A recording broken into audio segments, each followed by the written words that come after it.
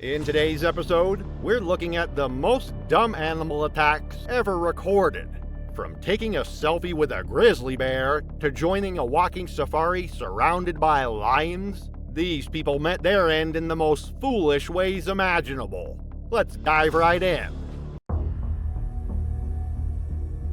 July 9th, 2012 was an oppressively hot summer evening in Raleigh, North Carolina. The sky was tinged with the last traces of daylight, cicadas buzzing in the thick air as the sun dipped behind the trees. The suburban neighborhood was quiet, its streets lined with modest homes, each with neatly trimmed lawns and driveways filled with parked cars. It was the kind of place where neighbors exchanged pleasantries, where the biggest disturbances were backyard barbecues or the occasional barking dog. At the end of a cul-de-sac, a single-story house sat nestled among the trees, its windows glowing faintly against the growing dusk. Inside, the Collins family was gathering for dinner, an evening ritual that had remained unchanged for years. The house had been in the family for decades, inherited by Barbara Collins after her parents passed away. At 54 years old, Barbara had lived alone for some time, her only constant companion being Toby, the chimpanzee she had raised since infancy. Her daughter, Rebecca Collins, 38, visited often. A school administrator and single mother, she lived only 15 minutes away and made it a habit to check on her mother regularly. She had never fully approved of Toby but had learned to tolerate its presence. He had been part of the family for over a decade, treated more like a child than an animal. Barbara had raised him as if he were human, dressing him in clothes, feeding him at the table, and speaking to him in a tone usually reserved for a young child. But as Toby grew, so did her unease. Rebecca's friend Matthew Carter, 41, was joining them for dinner that night. He had never met Toby before but had heard stories. He was polite but hesitant, well aware of the risks associated with keeping exotic animals in captivity. But Barbara had reassured them both. Toby was gentle, well-behaved, and no threat to anyone. Outside, the evening was settling into its usual calm, but inside the house, tension lingered beneath the surface. Toby had been restless all day, pacing near the windows, staring outside with an intensity that put Rebecca on edge. His behaviors had been changing in recent months, more unpredictable, more aggressive. He had begun reacting violently to loud noises, baring his teeth at unfamiliar visitors, and slamming his fist against the walls in frustration. Neighbors had already reported him escaping 3 times. He had once chased a dog down the street, another time throwing patio furniture into the road. Each time, animal control officers had warned Barbara of the risks. Each time, she had ignored them. Despite strict local regulations governing the housing of exotic animals, Barbara had managed to keep Toby as a pet by obtaining a special permit. The authorities required extensive safety measures, regular inspections, and proof of appropriate containment facilities for any primate kept in a private residence. Barbara argued that Toby was a well-socialized companion, a claim that allowed her to secure the necessary paperwork despite numerous warnings from wildlife experts about the unpredictable nature of such animals. Many critics, however, contended that the regulations were too lenient and failed to adequately address the inherent risks of keeping a chimpanzee as a pet. Yet, beneath the seemingly ordinary domestic scene, an unsettling undercurrent was growing, a silent indication that a disaster would soon shatter the fragile peace of their home. That night, as dinner was prepared and conversation filled the house, something inside Toby snapped. The meal had just been served when Toby became agitated. He had been pacing for most of the evening, his movements quick and restless, shoulders rising and falling with each breath. His gaze had remained locked on the windows, watching the street outside, his body language rigid and tense. His agitation was nothing new, but tonight there was an edge to it, something unsettled and unpredictable. Barbara had always dismissed his erratic behavior as moods that would pass, moments of frustration she believed she could control. But tonight, Toby wasn't listening to her commands. Rebecca noticed it first, the way he clenched and unclenched his hands, the subtle shifts in his posture. When Matthew sat down across from him, the chimpanzee's entire body stiffened, his lips pulling back slightly to expose his large canines. It was a warning, the kind of signal that would have sent any trained handler on high alert. Barbara barely reacted. She had spent years convincing herself that Toby was not like other chimpanzees, that he was different, special, human in his own way. She had ignored the warnings, the expert advice, the fines from animal control. She had convinced herself that love and routine were enough to suppress the instincts that had been ingrained in Toby since birth. The moment came suddenly. 1 second Toby was still, his dark eyes locked onto Matthew. The next he was moving. His powerful body launched forward with unnatural speed, closing the distance in an instant. The force of the impact knocked Matthew's chair backwards, sending him sprawling onto the floor. The sound of breaking glass followed as a dish crashed from the table, but it was drowned out by the guttural shrieks coming from Toby as he clamped his jaws onto Matthew's face. The first bite was devastating. Canines strong enough to puncture bone tore into Matthew's jaw, peeling away skin and muscle. The weight of the chimpanzee held him down, fingers digging into his shoulders with inhuman strength. Rebecca screamed as she rushed forward, grabbing at Toby's arm in a desperate attempt to pull him away. The chimpanzee released Matthew only to lash out at her, swinging with an open hand. The blow connected with her wrist, the sharp crack of breaking bone filling the room as she collapsed against the counter. Barbara shouted for Toby to stop, her voice shaking, but the command was meaningless. The chimpanzee wasn't responding to the person who had raised him, the woman who had treated him like her own child. He was lost in pure instinct, his mind locked in a primal fury that no amount of human attachment could undo. Matthew was still struggling beneath him, his hands pushing weakly at Toby's chest, but the attack was relentless. The chimpanzee's fingers curled around his arm, pulling it back at an unnatural angle before biting down again, crushing through the bone. Blood soaked the tile floor as Toby ripped away a piece of flesh, shaking his head violently. Rebecca, disoriented from the pain in her wrist, pushed herself up with her uninjured arm and stumbled toward the back door, breaking its glass as she hit it. Her only thought was escape. She barely registered the glass that cut into her bare feet as she threw open the door and ran. She sprinted across the yard, ignoring the searing pain in her wrist, pounding on a neighbor's door, screaming for help and calling the police in a desperate bid to summon assistance before the situation spiraled further out of control. Inside the house, Matthew's movements had slowed. The chimpanzee was still attacking, his teeth sinking into exposed flesh, his hands grasping at anything they could tear apart. The shrieks of rage had become slower, deeper. Toby's breath was rapid, his chest heaving. The damage had already been done. The first police officers arrived within minutes, responding to the frantic 911 calls. As they pulled into the driveway, the house appeared still, the front door slightly ajar but giving no immediate sign of the chaos inside.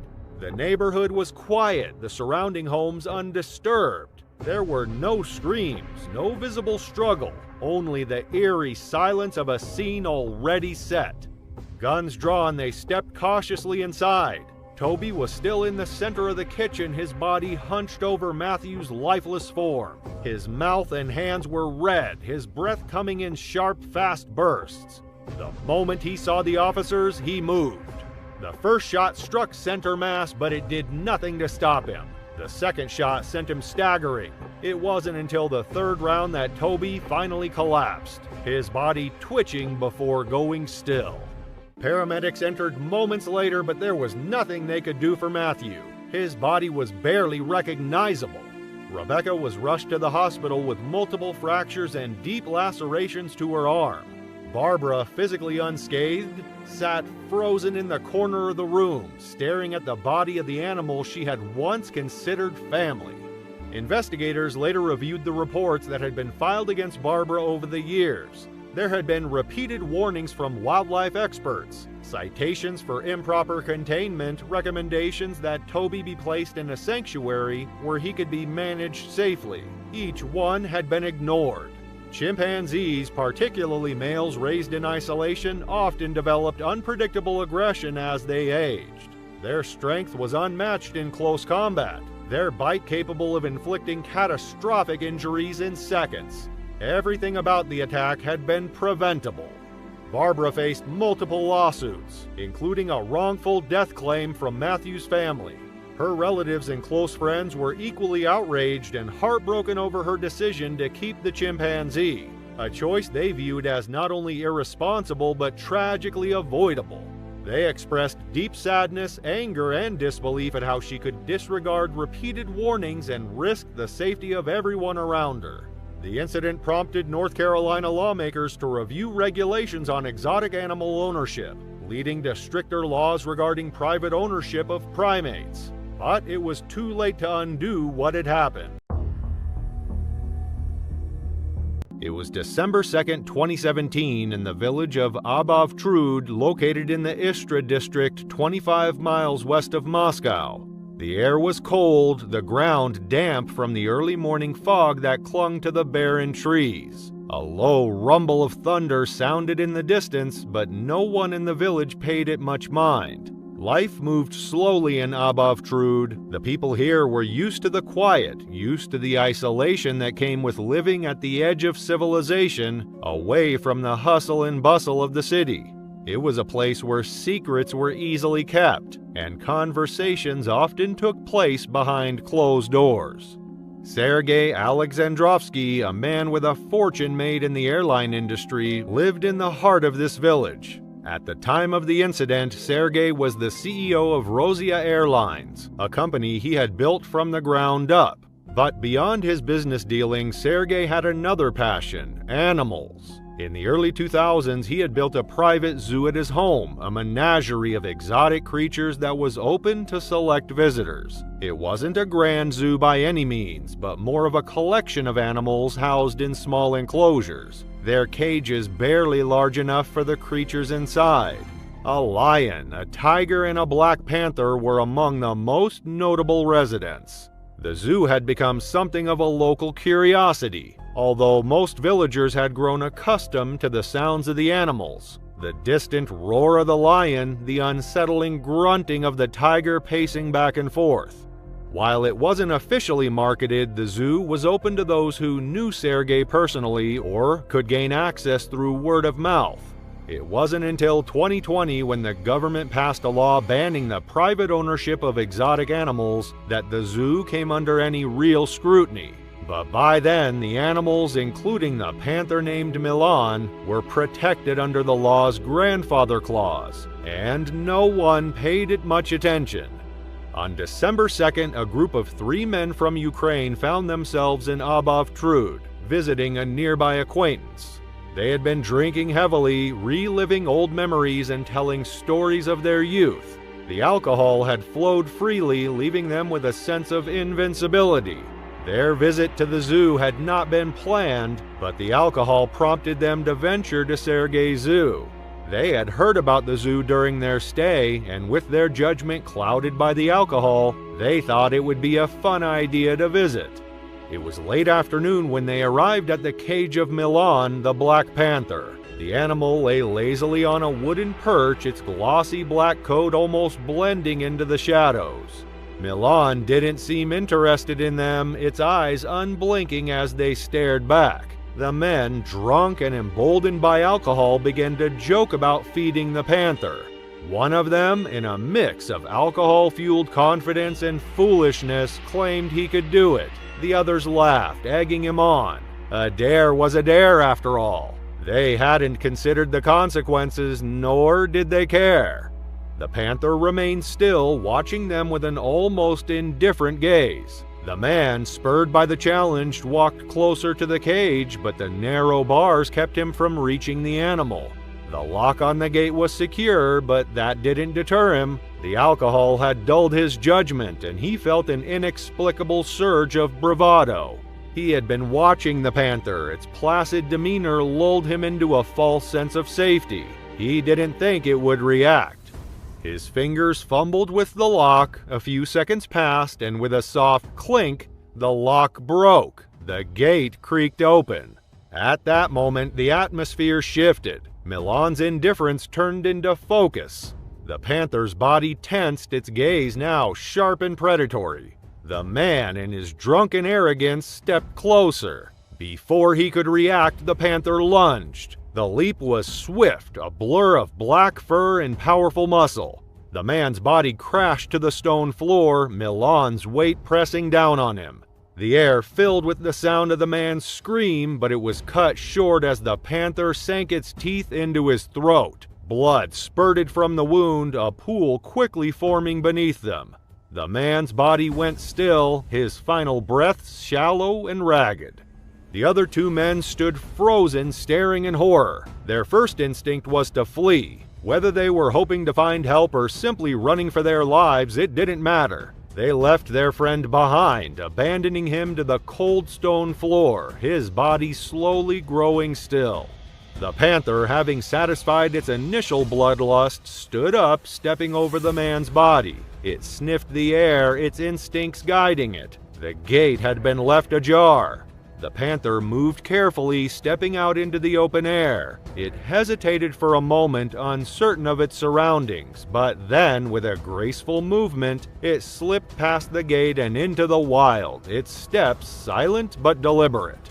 Hours passed before anyone discovered the incident. The authorities were alerted and Sergei Alexandrovsky arrived at the scene. He had been informed by a local, perhaps the one who found the body or heard the screams. Sergei's arrival was swift, but his reaction was oddly detached. He claimed the man had been drunk, someone who had wandered into the enclosure on a dare.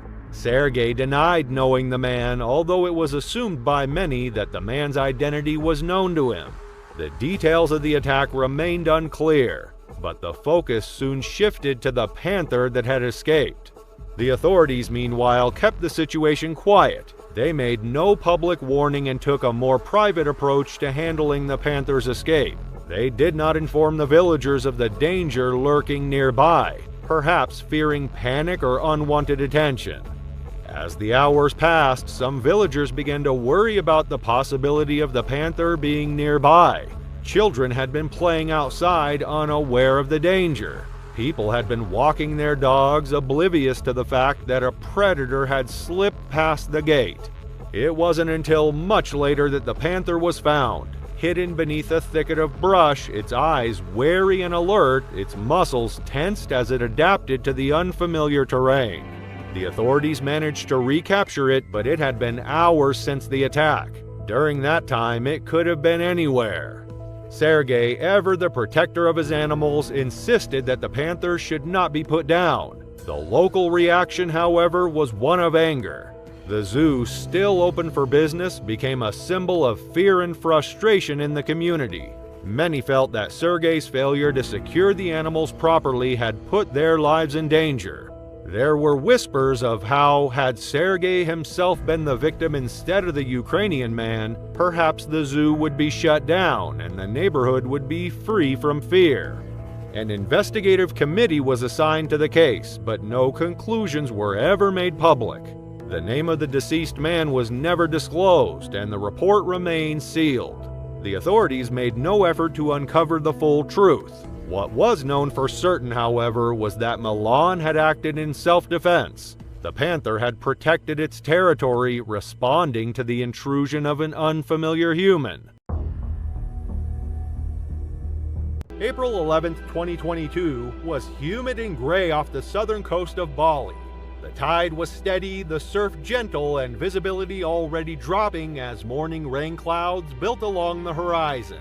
Most locals stayed out of the water on days like that, especially near the deeper reef shelves where currents shift and predators roam. But to 30-year-old Derek Wincombe, it was perfect. He'd flown in from California the week before, chasing adventure on a 6-month break from his job in web development. Friends back home followed his every move online. Clips of him freediving in cenotes, balancing on narrow ridge trails, grilling seafood on remote beaches. The next post was supposed to be his best yet, filmed alone in murky water, surrounded by bait. Derek was the kind of person who craved intensity. He wasn't reckless in the way people usually meant. He researched gear, read travel advisories, and talked to locals. But once he felt confident, he didn't hesitate. He thrived on doing what others wouldn't, hiking into active volcano zones, spearfishing without a partner, diving into dark water for the rush of it. Friends called him bold. His parents called him stubborn. Derek called it living. The waters off southern Bali are beautiful but dangerous in ways that don't always show on the surface.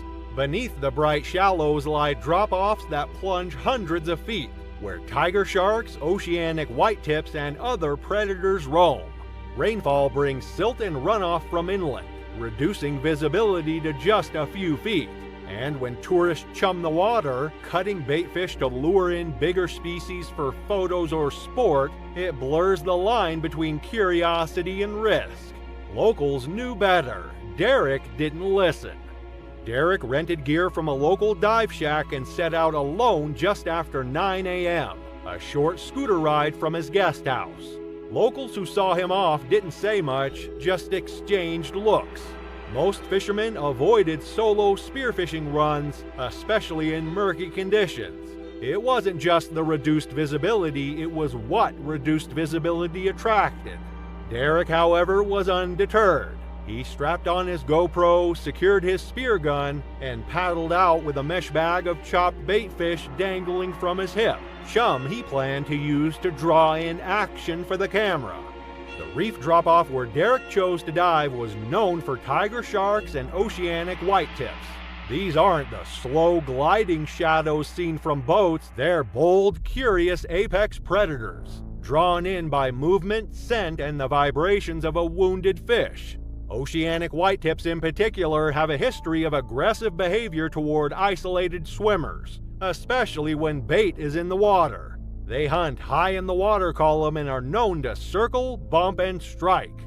Tiger sharks, sometimes called the garbage cans of the sea, are even less discriminating. At over 14 feet long, they can deliver over 1,300 pounds of bite force and often mistake thrashing limbs for prey.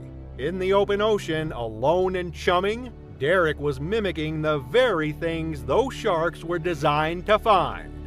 Derek Wincombe entered the water alone, spear gun in hand, off a remote reef shelf south of Bali. He'd ignored local warnings, skipped hiring a guide, and dragged a pouch of cut bait behind him for dramatic underwater footage. At first, things seemed quiet. Fish darted past, the water glowed green in the filtered light, but visibility dropped fast. As he descended, shadows began to flicker. A tiger shark appeared first, circling slowly. Then another form moved below, smaller, quicker. Derek steadied his grip. The first hit came without warning, a shoulder check that knocked the spear gun loose. Then the real strike followed. Jaws clamped onto his leg, dragging him into a spiral of blood and sand. He kicked, thrashed, tried to reach for the surface, but the current and weight of the animal overpowered him completely. When he failed to return, a search party found only torn wetsuit scraps and a broken spear gun floating near the reef. Derek's body was never recovered. No footage survived, no witnesses saw what happened. Just a series of poor choices in the wrong place. Diving alone, chumming the water, ignoring every warning. And an ocean that doesn't give second chances. When Derek failed to check out of his guest house, the host alerted a local dive shack who confirmed he'd gone out alone that morning and hadn't returned. A small search launched at dawn turned up only his broken spear gun, a torn piece of wetsuit, and his GoPro. Experts reviewing the footage concluded a large shark, likely a tiger or oceanic whitetip, had struck fast and fatally. With no flotation, no dive partner, and no backup, Derek never had a chance. Local fishermen, though saddened, weren't surprised. Shark activity in that reef was common, especially during the rainy season when runoff clouded the water and baitfish gathered. Warning signs were posted, and guides regularly cautioned against solo spearfishing or chumming. Derek's family flew in to collect his belongings, but no remains were ever found. Back in California, friends held a beach memorial placing flowers beside a screenshot from his last trip. Derek had been bold, curious, and thrill-seeking, but he'd ignored every rule. diving alone, baiting predators, entering murky waters without support. They weren't the kind of mistakes experienced divers make, just the kind you don't get to make twice. It was July 4th, 2016, a quiet summer morning on the wooded outskirts of Anchorage. 67-year-old Howard Tiller stepped barefoot onto his back porch to enjoy the peaceful air, occasionally broken only by birdsong through the towering spruce trees. But at the tree line near his weathered shed, two massive grizzly bears, drawn by the sweet scent of unsecured garbage bags, were circling each other with increasing aggression. Howard was a retired machinist with a stubborn streak and a dangerous sense of familiarity with wildlife. Living alone on 5 unfenced acres, he treated animals like neighbors, feeding strays and chasing off moose with a broom. He scoffed at bear warnings and refused protective gear, convinced that loud voices and calm gestures worked better than spray or firearms. This stupidity, honed for decades, would be his undoing. Over time, neighbors grew used to watching Howard chase off animals with nothing but loud shouts or household objects.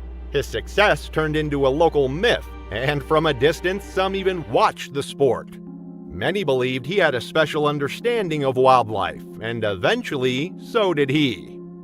That fatal morning, as the two grizzlies growled over the trash pile behind his shed, garbage bags he'd left out overnight despite repeated warnings from wildlife officials, Howard responded as he always had.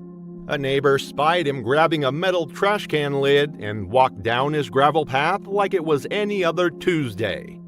What Howard fatally underestimated was the sheer destructive power of the predators treating his backyard like their personal territory. Grizzly bears are among North America's most formidable predators, with adult males weighing up to 800 pounds and possessing the strength to flip over boulders weighing several hundred pounds. Their massive paws, equipped with claws of up to 4 inches long, can decapitate a moose with a single swipe. When defending food sources or feeling threatened, grizzlies become killing machines driven by millions of years of evolutionary programming. His approach was unchanging: create noise, show dominance, and interrupt what he assumed was just a territorial struggle. Another neighbor across his property later described hearing Howard shouting in a firm and familiar voice, barking out orders as if he were trying to shoo away stray dogs. Howard advanced to within 15 feet of the feeding bear, slamming the lid like a cymbal and swinging it over his head in what he believed would come across as threatening. The younger bear reacted with alarm, crashing into the brush in a panicked retreat. But the larger male stayed firmly in place, intent on finishing its meal. This particular bear had been interrupted mid-feeding and showed visible signs of past battles that had likely left it on edge and hyper-defensive. Bears that become conditioned to human food often stop fearing people entirely and instead come to see them as rivals. As Howard continued his approach, undeterred by the bear's warning posture, the animal made a sudden, lethal decision. People watching said the grizzly charged without hesitation, closing the distance in less than 3 seconds. Howard managed to lift the trash can lid in a weak attempt to shield himself, but the bear smashed through it effortlessly. The lid clattered onto the gravel, useless, as the full force of the bear's bulk threw Howard backward and pinned him instantly. The autopsy later cited that the bear's jaws crushed Howard's thigh, its canines snapping his femur and tearing deep into muscle. His shouts turned to screams as claws ripped open his chest and stomach. Weighing nearly 10 times more, the grizzly pinned him effortlessly and kept attacking. Residents, drawn out by the commotion, watched in stunned silence as the bear dragged Howard's limp, bloodied body into the brush. One neighbor, witnessing it through binoculars, called 911 as it unfolded. Within seconds, both man and animal disappeared into the trees. All that remained was scattered trash, crushed foliage, and streaks of blood. When authorities arrived 40 minutes later with tranquilizers and tracking gear, the bear was gone. They found Howard's body in a shaded clearing just 40 yards from his porch, torn open with the unmistakable violence of a grizzly kill. A trail of blood through crushed ferns and matted grass marked the brutal path he'd been dragged. Investigators found used bear spray in a whistle just feet away inside his porch, dismissed as unnecessary. The incident spurred renewed efforts to educate Alaskans on food waste and the dangers of wildlife habituation. A small memorial service was held 4 days later at the Anchorage Cremation Center, attended by a few close neighbors and his brother, who flew in from Montana to scatter Howard's ashes near the porch he had once considered safe. August 19, 2018 was warm and windless along Australia's northern coast. The sun hung low over Byron Bay, casting long shadows across the empty shoreline where red warning flags flapped idly in the breeze. A lifeguard truck sat locked behind the gates of a closed beach access road, and beyond it clear signage read, "Beach closed. Shark sightings reported. No swimming." The warning had been in place for days, issued after multiple drone patrols recorded a large great white patrolling just offshore. But late that afternoon, 5 teenagers ducked under the gate and made their way down the sand, laughing, filming, and ignoring everything they'd been told. 17-year-old Liam Norwick had planned the moment all week. He wasn't a thrill seeker in the traditional sense. He didn't skydive or surf, but he lived for the kind of content that turned heads on social media. His friends called him the main character, partly in jest, partly because Liam leaned into it. At school, he was the one narrating lunchtime stories with perfect comedic timing. Online, he'd film fake stunts, reaction videos, and clips of himself getting chased by public security guards. He wanted attention, and that afternoon he had a plan: to get footage of himself swimming past the closed zone buoys, throw in some muscle flexing and jokes, and maybe go viral for pushing the rules. The group set up their phones in the sand just beyond the flagged zone. Liam stripped off his shirt, grinned for the camera, and waded into the surf with exaggerated flexes and mock bravado. He shouted something about not being scared of fish before diving through a shallow wave and surfacing a few yards out. One phone zoomed in, another captured behind-the-scenes commentary. None of them noticed the ripple near the second buoy. A few moments later, the water behind Liam exploded in a violent splash. His scream was sharp and short-lived, loud enough to startle the group into silence. Then he vanished. What no one had seen just beneath the surface was the strike of a great white shark. These apex predators are ambush hunters capable of reaching over 15 feet in length and weighing upwards of 2,000 pounds. Their bite force exceeds 4,000 pounds per square inch, enough to sever limbs or split a seal in two. In murky coastal waters like those near Byron Bay, they hunt by silhouette, tracking prey from below and launching upward with devastating speed. Drone footage from earlier that week had confirmed one patrolling the area, and the beach had been closed for a reason. It was a known hunting corridor, made even more dangerous by the splash, motion, and noise of a lone swimmer breaking the surface. At first, Liam's friends thought he was playing. The camera kept rolling, but when he didn't resurface, his closest friend sprinted into the water, yelling his name. What he found was a cloud of blood spreading in slow spirals and a strip of fabric, part of Liam's board shorts, floating on the surface. Panic broke out. One boy ran toward the access road to get a signal and call for help. Another collapsed on the beach, screaming into his hands. Phones were dropped, voices cracked, and the laughter that had filled the air just minutes before was gone. Paramedics arrived 30 minutes later, but there was nothing left to do. The boys had pulled Liam back toward shore, but he had already lost too much blood. His leg had been severed at the hip. The great white had bitten once and vanished. Textbook behavior for a large shark mistaking prey. The medical report later confirmed what responders already knew. Liam had bled out within minutes of the attack. The location matched drone footage from earlier that week, confirming the presence of the same shark that had triggered the original beach closure. Despite the warnings, despite the signs, he jumped in anyway. Video from the day circulated briefly before being taken down. It wasn't graphic, it showed Liam flexing, swimming, laughing. But it captured the lead-up so clearly that investigators used it to piece together the timeline. Interviews with the group revealed the pattern.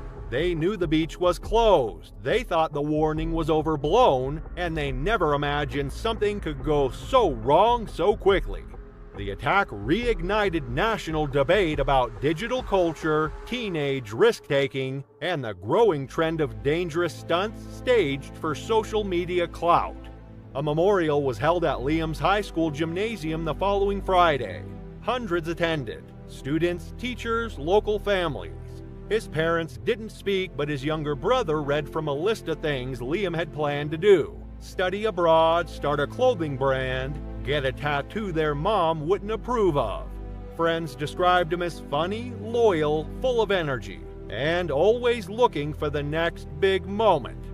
There was no villain to prosecute. The beach had been closed, the warnings were obvious, and the shark had acted as nature intended. What made it harder to accept was how avoidable it all was. Liam didn't die because of bad luck, he died because he made a reckless choice, ignoring every posted sign and every recent report for the sake of a stunt. It wasn't just a mistake, it was a chain of impulsive decisions that ended exactly the way experts warn they can. And now his story is told as a reminder of what happens when thrill wins out over sense. June 2nd, 2015 was already hot by mid-morning in the rural outskirts of Ocala, Florida. The cicadas had started early, buzzing through the palmettos, and the air inside the single-story home on Lake Eaton Road was thick with humidity and the faint, sour scent of reptile musk. Windows were shut tight, blankets had been tacked over them to block sunlight. Inside, the rooms were dim and cramped, lined wall-to-wall with stacked terrariums, mismatched heat lamps, and makeshift shelving covered in feeding charts, molted skins, and empty syringes. The man who lived there was 61-year-old Carl Dempsey, and he hadn't let an inspector through that door in over a decade. But that morning, something would finally get out, and help would come too late. Carl had once worked in landscaping, but after an injury in his late 40s, he withdrew from most public life. He sold his equipment, stopped answering phone calls from extended family, and poured everything into his true passion: snakes. Reticulated pythons, gaboon vipers, timber rattlesnakes, corn snakes. He didn't just keep them, he bred them, traded them, studied them obsessively. Most were acquired through back channels, online forums, private dealers, message boards, where exotic reptile owners swapped advice, photos, and the occasional illegal specimen. Florida's laws had changed in 2010, tightening restrictions on venomous snakes and requiring permits for certain species. Carl had ignored them. He stopped renewing licenses, refused to register new additions, and ranted online about government overreach. In the tight-knit world of underground herpetology, he was known as a purist, someone who believed in personal responsibility over regulation. He didn't see it as dangerous, he saw it as freedom. On that Tuesday, one of Carl's few in-person friends, 44-year-old Dave Holbrook, arrived for a visit. The two had met years earlier on a reptile enthusiast message board and bonded over a shared love of rare species. Dave didn't keep venomous snakes himself, but he admired Carl's collection, and Carl loved showing it off.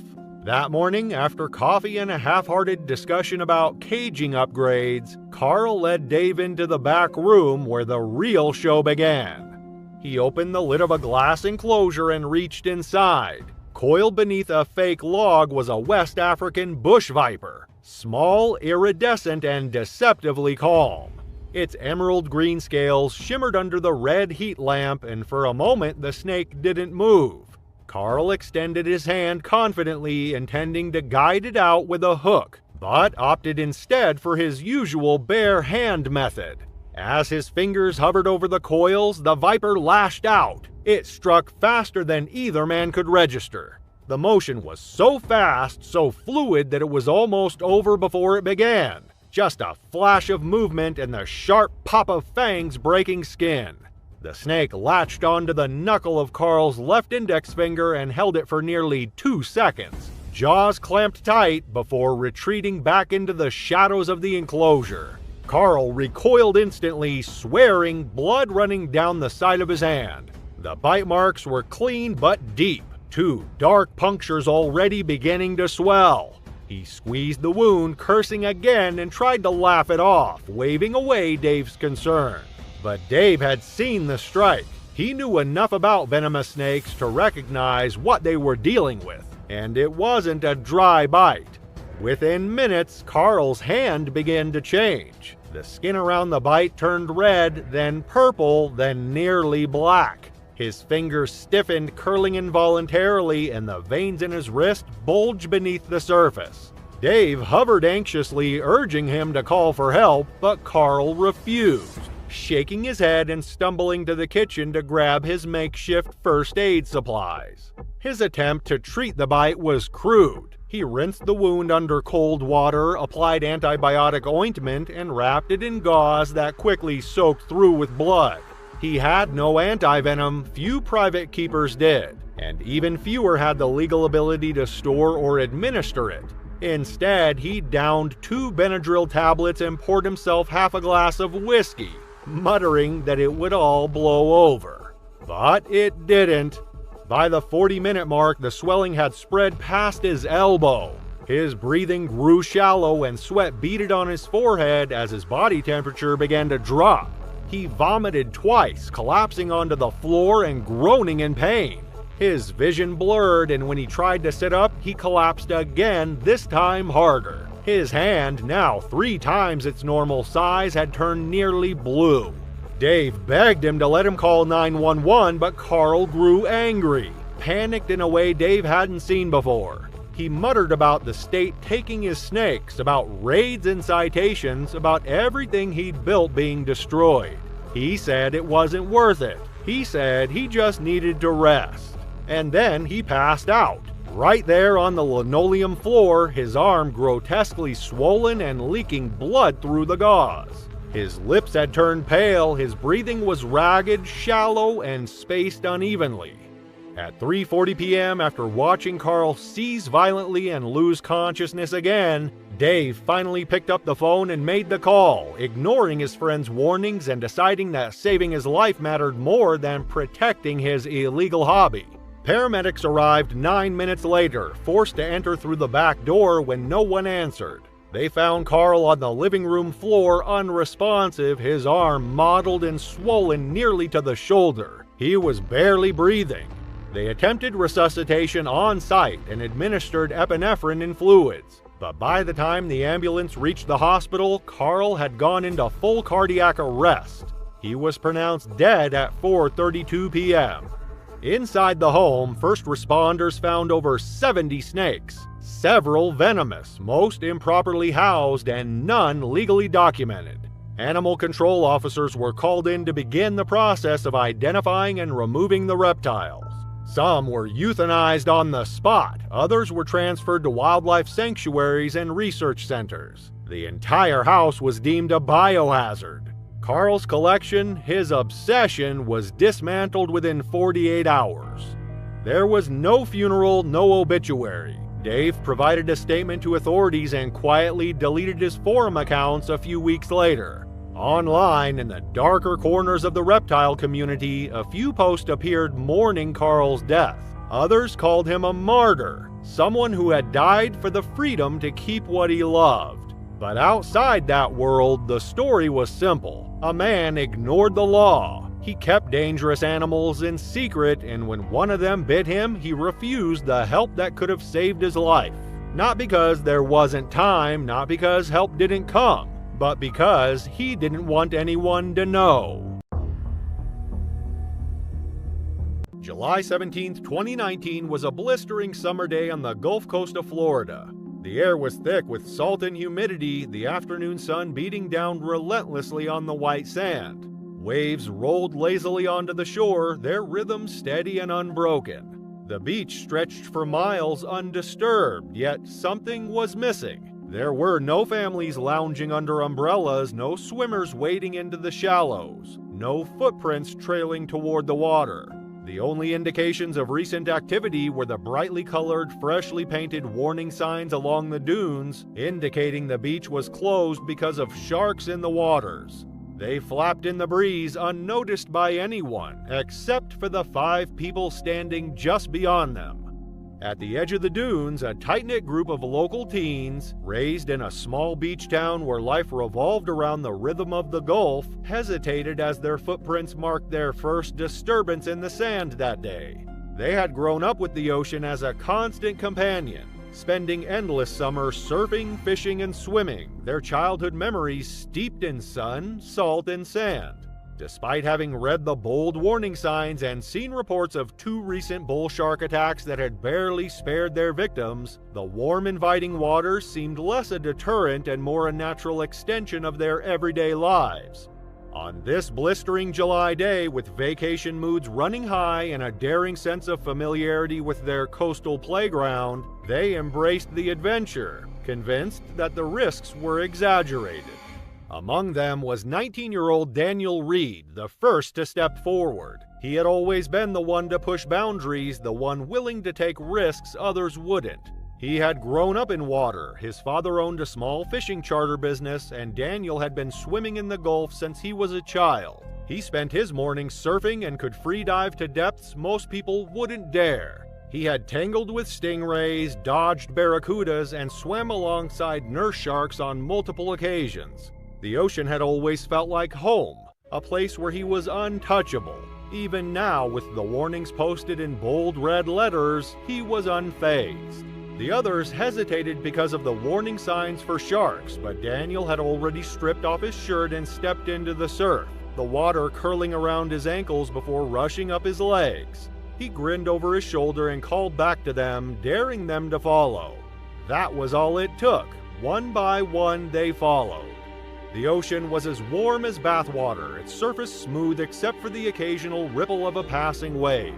The first sandbar was shallow, the water barely reaching their waists. But beyond it, the seafloor sloped down into deeper waters where the Gulf stretched out in an endless expanse of blue. They floated, laughing, their voices carried by the breeze. The beach behind them shrank, the world beyond the water fading into a distant blur. They never saw the shadow moving beneath them. For the past few days, a bull shark had been prowling the coastline, drawn by the dense schools of baitfish swarming in the warm summer currents. At nearly 9 feet long and weighing over 300 pounds, it was the ultimate predator, powerful, territorial, and ruthlessly aggressive. Unlike great whites, which often bite in retreat, bull sharks attack with relentless force. Once they strike, they commit, locking onto their prey, thrashing violently, and tearing flesh apart with bone-crushing jaws. There is no hesitation, no second chance. Daniel was the farthest from shore, treading water approximately 150 feet out as he wiped salt from his eyes. The sun caught the waves glinting off the surface and momentarily blinding him. The others were still close, floating a few yards closer to shore, unaware of the presence circling below them. Then, in an instant, the water erupted. The impact was sudden and violent. A massive force struck Daniel from beneath, lifting him briefly out of the water before pulling him under. For a second, the ocean was still, the surface unbroken except for the widening cloud of red. Then a scream. Daniel surfaced, his body thrashing, his arms flailing wildly. The water around him was thick with blood, his face twisted in agony as he tried to keep himself above the waves. The shark had latched onto his right thigh, its jaws crushing down with over 1,300 pounds of force. Teeth as sharp as serrated blades had torn through muscle, severing arteries, nearly splitting the limb in two. He kicked instinctively, trying to break free, but the shark didn't release him. Instead, it began to shake. The violent thrashing sent fresh waves of blood surging into the water, clouding everything in deep red. Daniel's body jerked violently with each motion, his screams echoing across the open water before being cut short as he was yanked under again. His friends froze, unable to process what was happening. One of them started forward, his instincts telling him to help, but another grabbed him, holding him back. Then the water broke again. Daniel resurfaced, but now the shark had moved higher, its powerful jaws clamping down just below his ribs. His hands clawed at the air, his mouth opening as if to scream, but no sound came out. The force of the bite crushed bone, tore flesh apart, and sent another rush of blood spilling into the waves. The others finally moved, panic setting in as they turned, swimming as fast as their bodies would allow, their arms and legs burning with exertion. The terror was all-consuming. On the shore, a couple had been walking along the dunes when they saw the group enter the water. They had watched, uneasy, knowing the beach was closed. When they heard this scream, they ran toward the water. The man pulled out his phone, dialing 911 with shaking hands, his voice frantic as he tried to explain what he was seeing. His wife stood motionless, one hand over her mouth, her eyes locked on the scene unfolding before them. Out in the water, Daniel's body twitched weakly, his movements slowing. The shark wasn't letting go. Each shake of its head sent another rush of blood spilling into the gulf, its jaws tearing deeper into his torso. Then, with one final wrenching motion, it dragged him beneath the surface. The others reached the shore moments later, collapsing onto the sand, gasping for breath. A few feet away, the couple stood frozen, the woman still covering her mouth, the man gripping his phone so tightly his knuckles had turned white. A rescue boat was already launching from the pier, but it was too late. Search teams combed the area for hours, but there was no body to recover. The vastness of the Gulf and the nature of the attack left little hope of retrieval. By nightfall, the search was called off. Authorities reinforced the beach closures, posting new signs and increasing patrols. Marine biologists studied the waters, confirming multiple large sharks patrolling the area and advising that conditions made attacks more likely. In the days that followed, locals spoke of the attack in hushed tones, another reminder of the dangers that lurked beneath the waves. Friends and family of Daniel were stricken with grief and disbelief. Their sorrow mingled with anger over what many called a reckless, dumb decision. Local news outlets and state officials in Florida condemned the incident, warning that such cavalier behavior in a known shark-infested area was not only tragic but entirely avoidable. A modest memorial, a simple wooden cross, was placed near the dunes where Daniel had entered the water, serving as a somber marker of the life lost. Yet, as always, the relentless ocean continued its unbroken rhythm, erasing the scars of that fateful day as if they had never been. Questions soon arose over whether enough warning signs had been posted and whose fault it truly was. While some argued that the beach's multiple clearly visible warnings should have deterred such reckless behavior, others maintained that the ultimate responsibility lay with those who chose to ignore them. As state officials and local residents debated the need for stricter enforcement and clearer communication, it became evident that this tragedy was a reminder of the need to respect nature's warnings before it's too late. It was August 7, 2015. While the pine-scented air hung still over Washington's Wenatchee National Forest, a group of high schoolers moved single file along a narrow ridge trail, their voices echoing softly through the towering evergreens. Most were participating in a weekend leadership retreat, but 17-year-old Owen Carver had his own agenda brewing beneath his confident exterior. Owen was the kind of teenager who commanded attention without asking for it. With his brown hair and cocky grin, he had cultivated an image as the group's resident survivalist. His social media account featured dozens of videos where he demonstrated danger drills and talks about dominance over wildlife. His followers, mostly classmates and friends, hung on every word as he explained how predators only go after prey that acts afraid. He thought confidence was a substitute for caution, proof his foolishness didn't understand what real danger looked like. That afternoon, while the group rested at a scenic clearing, Owen's restless energy got the better of him. His classmates mentioned he had been chafing under the adult leader's constant reminders to stay close, likely viewing their caution as weakness rather than wisdom. His phone battery was running low, but he said he wanted one more video, unaware that it would be his last one. As they wandered toward a rocky outcrop, movement caught his eye. Beneath a shaded ledge, partially concealed by shadows and scrub brush, a large cat stared back at him with unblinking golden eyes.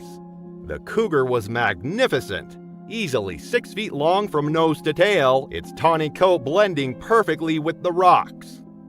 Two of Owen's friends, Jake and Madison, had followed him despite the leader's instructions to stay put. They stopped short when they spotted the predator, their faces draining of color. The cougar remained motionless, crouched low with its head slightly tilted, tail twitching. Jake muttered a curse and stepped back. Owen, grinning, told them to stay put. He was about to win a staring contest with a mountain lion. He believed holding eye contact showed dominance and refusing to back down was a sign of control. But anyone who actually understood wild animals would have called it a sign of stupidity. What Owen mistook for calmness in the cougar's posture was in reality the silent tension of a predator sizing up a potential threat. The twitching tail wasn't a casual flick, it was a clear warning, well documented in wildlife behavioral studies and often a precursor to attack.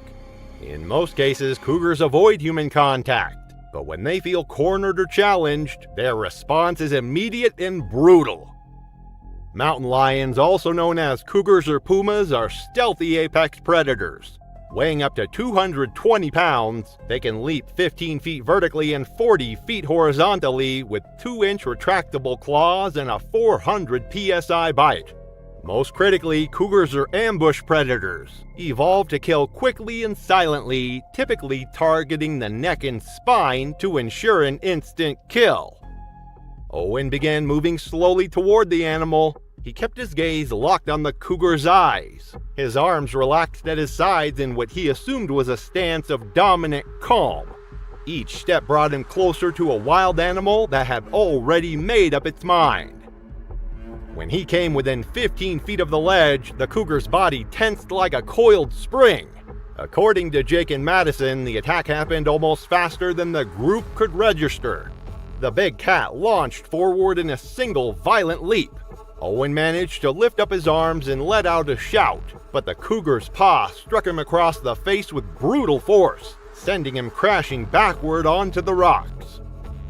The animal landed squarely on top of him, jaws locking around his neck in a killing hold honed by millennia of evolution. The bite targeted the spine and major arteries, ensuring a swift death while minimizing the cougar's exposure to risk. Jake and Madison screamed, frozen by the sight of their friend being dragged toward the brush. They turned and ran down the trail, shouting for help as their cries echoed through the forest. It took nearly 30 minutes for rangers to reach the site, guided by the teens' panicked directions and screams.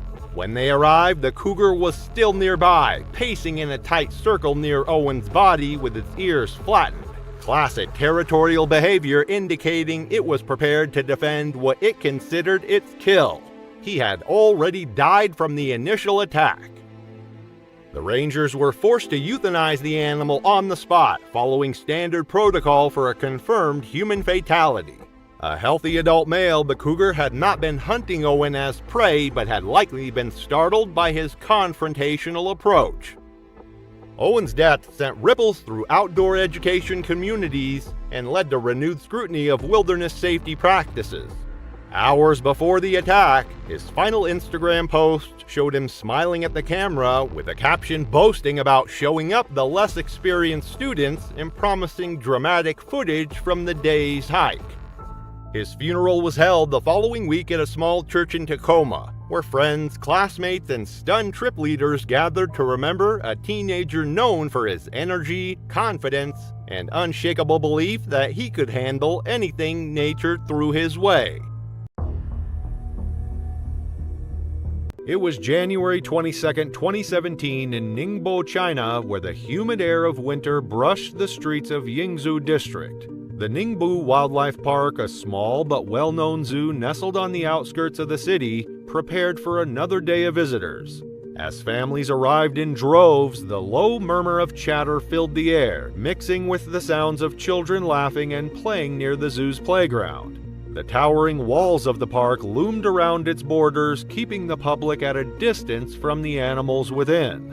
The zoo was home to over 200 species, some native to China, others imported from distant lands. For most visitors, it offered an opportunity to see wildlife up close, though the conditions left much to be desired. The animals, many confined to small, overcrowded enclosures, were often taunted into performing tricks for the audience's entertainment. The filthy conditions and malnourishment of some animals were barely acknowledged by the visitors, and the harsh reality of life in captivity went unnoticed. But to those who spent enough time there, the zoo's grim atmosphere suggested that an accident might be inevitable. Mr. Zhang and his family had planned a simple Sunday afternoon out, accompanied by their friends, the Li family. As they approached the gates, both Mr. Zhang and Mr. Li felt that the 130 yuan entry fee, roughly $18 USD, was far too steep for what the zoo had to offer, so they decided to find another way in. Mr. Zhang's wife, unaware of their scheme, continued toward the main entrance with Mrs. Li and their children, oblivious to the plan that was about to unfold. The walls surrounding the zoo were high, at least 10 feet tall, but a tree near a section of the border caught Mr. Zhang's eye. It was close enough for him and Mr. Li to scale. The men, seeking a cheap thrill and the satisfaction of getting something for nothing, decided to bypass the ticket booth. They grabbed the low-lying branches, hoisted themselves up, and climbed the rest of the way to the top of the perimeter wall. On the other side of the wall, the ground was just a short drop away. Mr. Zhang, eager to see the zoo without paying, crouched down and let himself dangle from the edge. After a moment's hesitation, he let go, landing with a dull thud on the hard ground below. Mr. Li followed suit, both men celebrating their small victory. But a new challenge lay before them. Another wall, this time with sharp metal bars curving toward them like claws, stood in their path. Despite the clear warning signs posted on the wall, Mr. Zhang and Mr. Li pushed forward. Ignoring the signs and the risks involved, they searched for a way over. Mr. Li, with one foot on the other's shoulder, helped Mr. Zhang climb higher, their fingers gripping the bars. The climb wasn't easy, but it was manageable. When they finally reached the top of the second wall, they gazed down. Below them, 3 tigers lay in wait. Unbeknownst to the two men, they had climbed into the territory of Ningbo Zoo's most dangerous residents. Mr. Li, his heart pounding in his chest, quickly reconsidered. This was too risky. What had started as a bit of fun had quickly turned into a dangerous predicament. He began to climb down, deciding to retreat. But Mr. Zhang, now committed to the adventure, decided he wouldn't turn back. He was already there, and he wasn't about to leave without exploring the zoo further. Without a second thought, Mr. Zhang dropped down into the tiger enclosure. The tigers, alert to the intruder, stirred from their resting places. Their powerful bodies moved with precision as they slowly approached the new arrival. Mr. Zhang, having underestimated the animal's instinctive response, assumed they would be docile, as he had seen tigers in zoos before, usually disinterested or unbothered by the presence of visitors. But these were not docile creatures. These were wild animals, conditioned by captivity but still very much governed by their instincts. The moment Mr. Zhang's feet hit the ground, the tigers began their calculated approach, eyes fixed on the strange, vulnerable figure below. Visitors who had entered the zoo through the front gates saw what was unfolding in real time. Panicked voices rang out as children screamed and parents frantically tried to pull their families away from the viewing area. Within moments, one of the tigers lunged. It was sudden. The impact was violent. The tiger grabbed Mr. Zhang by the head, sinking its teeth deep into his skull. His scream was swallowed by the animal's powerful jaws. Mr. Zhang tried desperately to fight back, kicking and thrashing, but his body was weak compared to the raw strength of the tiger. His attempts grew more feeble as the tiger's grip tightened. On the wall above, Mr. Li stood frozen, his heart in his throat. He watched helplessly as his friend was mauled before his eyes. The situation was too dangerous for him to intervene. His mind raced, but no solution came. The tiger, with brutal force, tore at Mr. Zhang's body. Its fangs ripped through his jacket, exposing his flesh beneath.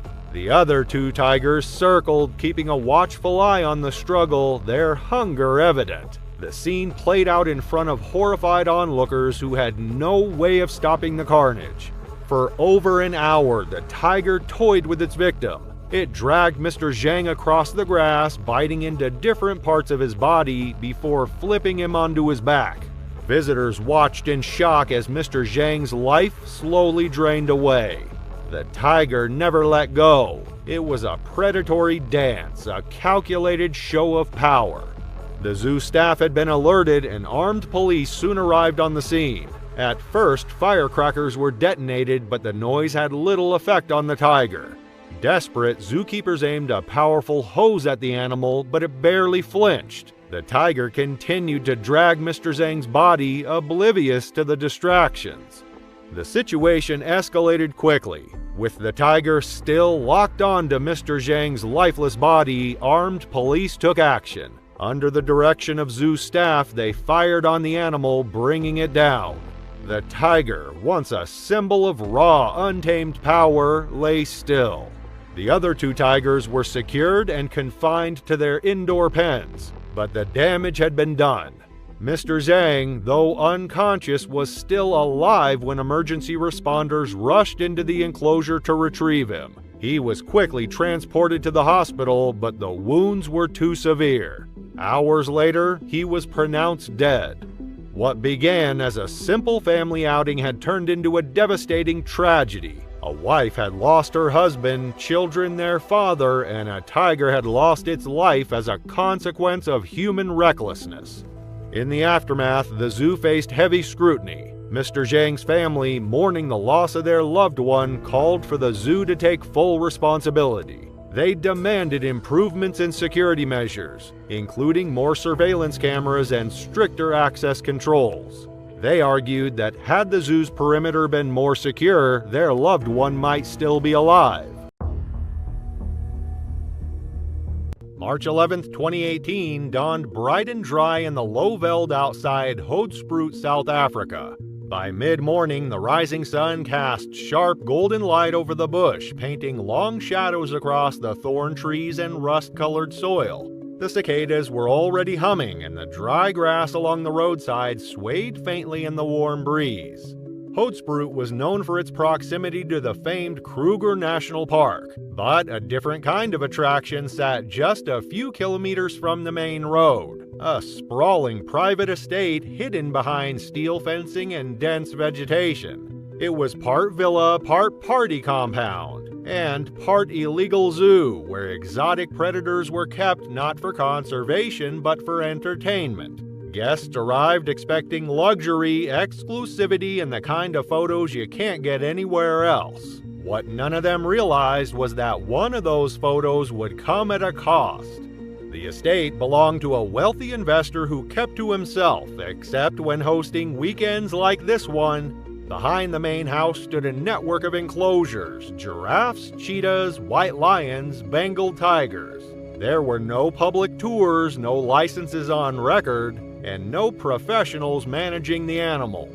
Just a few handlers who had been around long enough to know how to keep things quiet, and enough money floating around to make problems disappear. That weekend, the house was full of visitors, social media personalities, minor celebrities, and well-connected children of wealthy businessmen. Among them was 26-year-old Brandon Meyer, a Johannesburg native whose life revolved around image. Brandon wasn't an influencer in the traditional sense, but his curated Instagram feed showed off a life of luxury, Shirtless yacht trips, luxury cars, rooftop lounges, gym selfies, and overpriced sneakers photographed against polished marble floors. He had never worked on a conventional job and had never needed to. His father ran a regional airline and had made sure Brandon had everything he wanted, from designer clothes to a fully paid apartment in Sandton. For Brandon, life wasn't about stability, it was about attention, about getting the shot. And that morning, surrounded by cameras, drinks, and carefully staged jungle aesthetics, Brandon had one goal in mind: to take the kind of photo that would grab attention. Something dangerous, something impressive, something stupid. The lion enclosure was the crown jewel of the estate. A sun-bleached pen set behind reinforced metal fencing housing 2 adult lions. The male Nyoka was enormous, nearly 430 pounds with a thick mane and a frame built like a machine. He had been raised in captivity, bottle-fed as a cub, and paraded in front of guests for years. But lions, even those born in cages, do not become domesticated. They are apex predators, hardwired for dominance and precision, capable of bringing down prey far larger than a human. A lion's bite force can exceed 650 pounds per square inch. Their reflexes are lightning fast, and their instincts are not dulled by fences or familiarity. In the wild, lions can stalk and kill silently without hesitation. In captivity, the danger is compounded because people forget. They confuse tolerance with trust, and they get close. Too close. Guests at the estate were told that Nyoka was safe to approach as long as they remained calm and didn't touch him. But no one mentioned the warning signs, the sudden lunges, the growls, the hours of restless pacing. Over the past year, Nyoka had shown increasing agitation, but the guests weren't told that. There were no visible safety protocols, no tranquilizer on standby, just an unspoken rule: smile for the camera and hope nothing goes wrong. By late morning, Brandon decided it was time. He wanted a photo kneeling beside the lion, one arm stretched behind him as though resting casually on Nyoka's back. Not for a project, not for a memory, for the likes. He handed his phone to another guest and stepped into the enclosure without hesitation. His white sneakers crunched over the packed dirt as he walked, sunglasses glinting in the sun, his sleeveless hoodie already darkening with sweat. The lion was resting beneath a tree, half shaded from the sun, his eyes low and unreadable. His tail twitched once, then again, slow, deliberate movements. A handler followed behind Brandon but kept his distance. No warnings were given, no one told Brandon to stop. He was already too close. Brandon crouched beside the lion with practiced ease, turning his head just enough to catch the angle of the camera. He grinned, not a wide smile, but the kind of confident smirk he'd used in countless photos before. With slow, deliberate movements, he stretched his arm behind him, adjusting his posture to make it appear as though his hand was resting lightly on Nyoka's back. In reality, he wasn't touching the lion at all. It was all for effect, a carefully staged moment meant to look effortless, like he belonged there, like he was in control. But Nyoka was already watching. The lion rose without a sound. No warning growl, no shifting stance, just a sudden fluid movement, like a switch had been flipped. One moment he was crouched in the shade, the next he was up, muscles coiled, gaze locked on Brandon. In a single stride, Nyoka closed the distance. His jaws opened wide, and with terrifying speed, they snapped shut around Brandon's left shoulder. The sound was sickening. Bone and flesh crushed in an instant as Brandon screamed and toppled sideways, his body crumpling under the weight of the impact. But Nyoka didn't stop. He pushed forward, dragging Brandon down completely, teeth sinking deeper into muscle. Blood began to soak the ground beneath them, pooling into the dust as Brandon kicked wildly, trying to free himself. Around them, panic erupted. Guests backed away in horror, some screamed, others bolted for the enclosure gate. One man stood frozen, still holding Brandon's phone, the camera app open but forgotten. Brandon flailed, trying to crawl, but the lion was already adjusting his grip. Neoka's jaw shifted to the side of Brandon's neck and clamped down again, this time pulling him backward with frightening ease. Brandon's screams grew wet and strained as blood filled his mouth, his hands scraping helplessly at the ground. Neoka repositioned once more, rearing slightly before slamming his weight down and locking his jaws onto the back of Brandon's skull. The force of the bite fractured his cervical spine and tore through the soft tissue of his scalp. Then came the shaking, violent, decisive. The movement left deep gashes across Brandon's head and neck, the lion's mane whipping with each brutal twist. It took nearly a minute before anyone reacted with purpose. One staff member ran to retrieve a fire extinguisher from a nearby equipment shed. Another grabbed a long steel rod and began jabbing desperately at the lion's side. When the extinguisher was finally discharged, a cloud of white foam engulfed the lion's head, momentarily disorienting him. Neoka hesitated, snarled, and then finally released his grip and backed away slowly. Blood streaked across his muzzle. Brandon's body was limp when they dragged him out. His sleeveless hoodie was shredded. Deep lacerations carved across his ribs and shoulders. One eye was swollen shut from blunt trauma. His breathing was erratic, short, shallow gasps that signaled how little time he had left.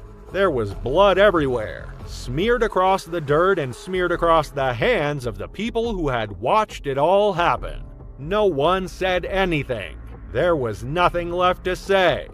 Paramedics were called and he was still alive when loaded into the ambulance. He regained consciousness for a few seconds, then slipped under again. His blood pressure collapsed en route to the hospital. Emergency responders attempted to stabilize him, but he went into cardiac arrest less than 10 minutes into the drive. He was pronounced dead shortly after.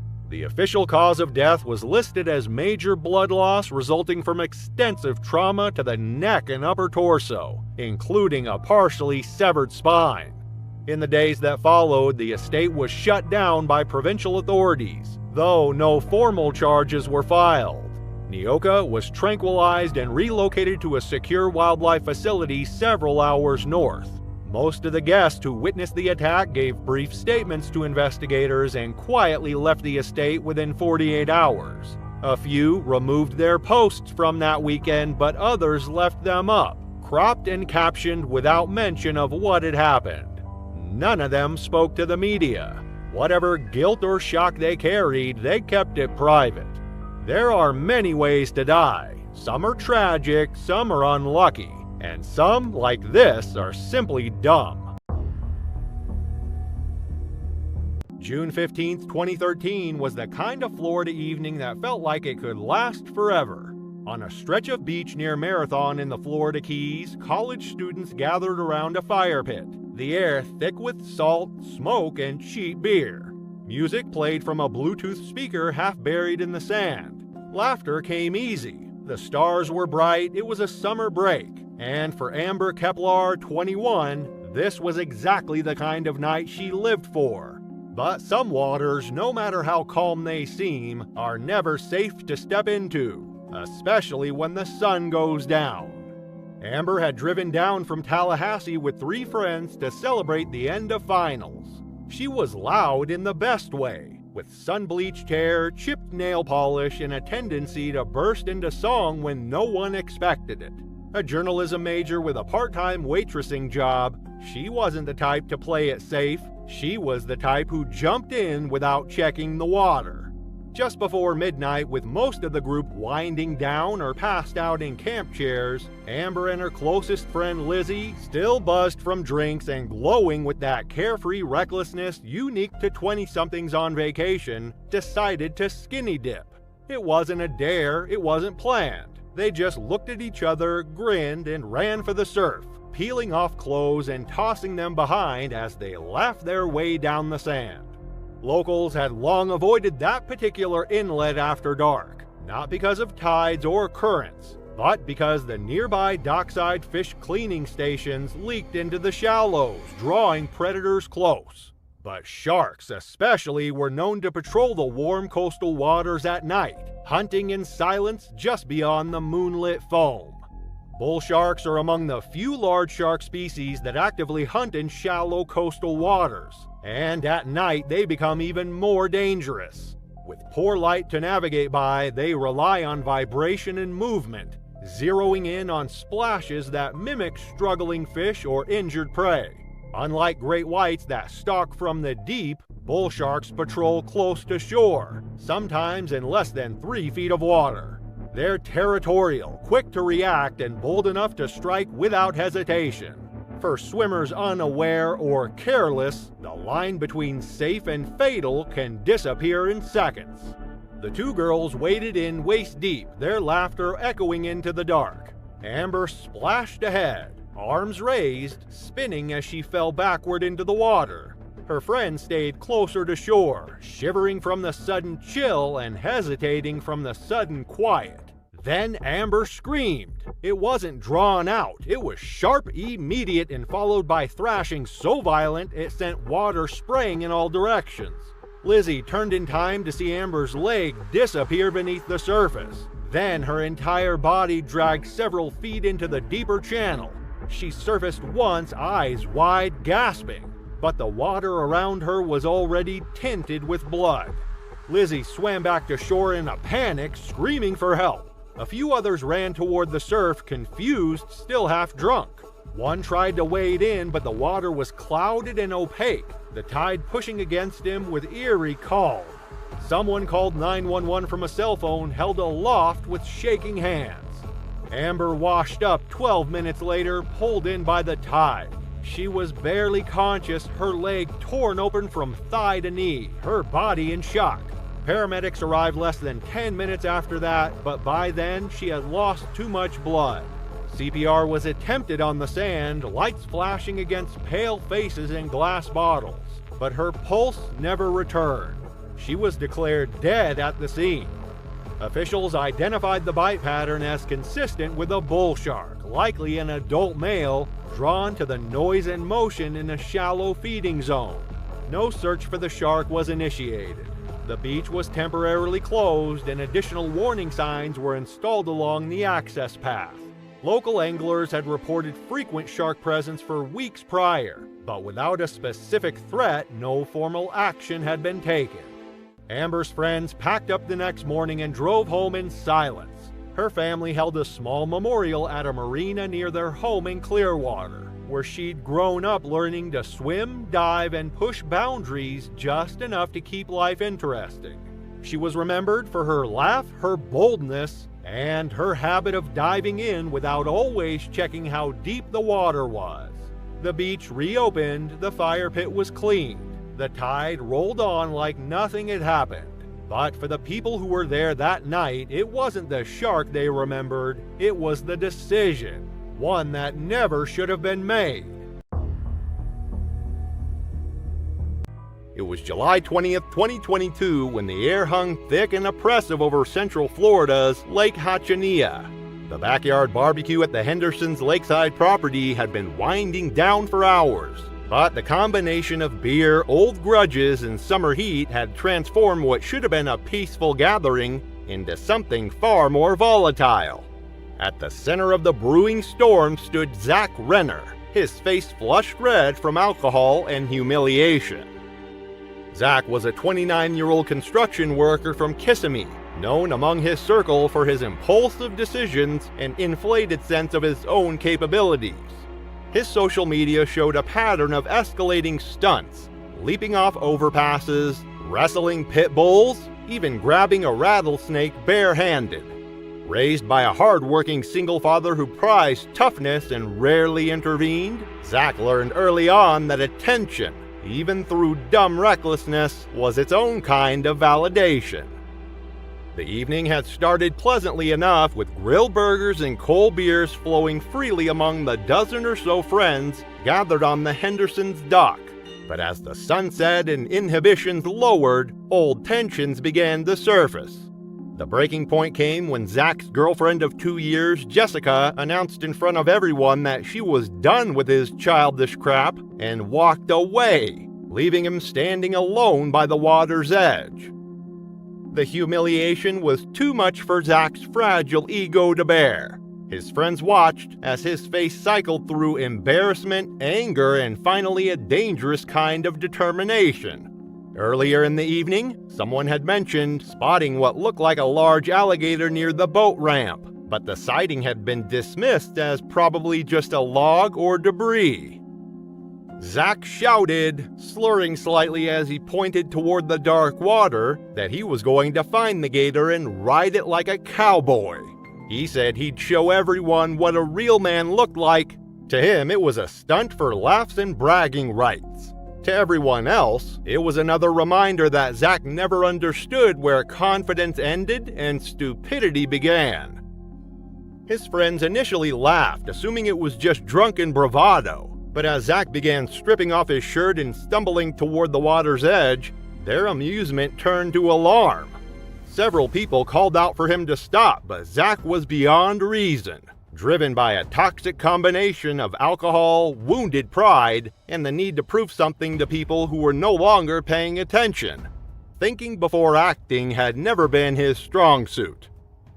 What Zach didn't know was that local anglers had recently reported an unusually large male alligator, estimated at 11 feet long, prowling this particular stretch of Lake Hachanina. Wildlife officials suspected the animal had been pushed into the narrower bay by territorial disputes with other males during mating season. American alligators are ancient predators, with instincts honed over millions of years. Adult males can grow up to 14 feet long and weigh over 1,000 pounds, delivering a bite strong enough to crush a bowling ball. Their 80 razor-sharp teeth form a grip that, once locked, is almost impossible to escape. As Zach moved deeper, the water rose to his chest, the soft, uneven lake bottom slowing his steps. He slapped the surface and shouted taunts, unaware of the danger. His friends watched in uneasy silence, some filming, hoping it was just another stunt. Little did they know, something beneath the surface had already begun to shift.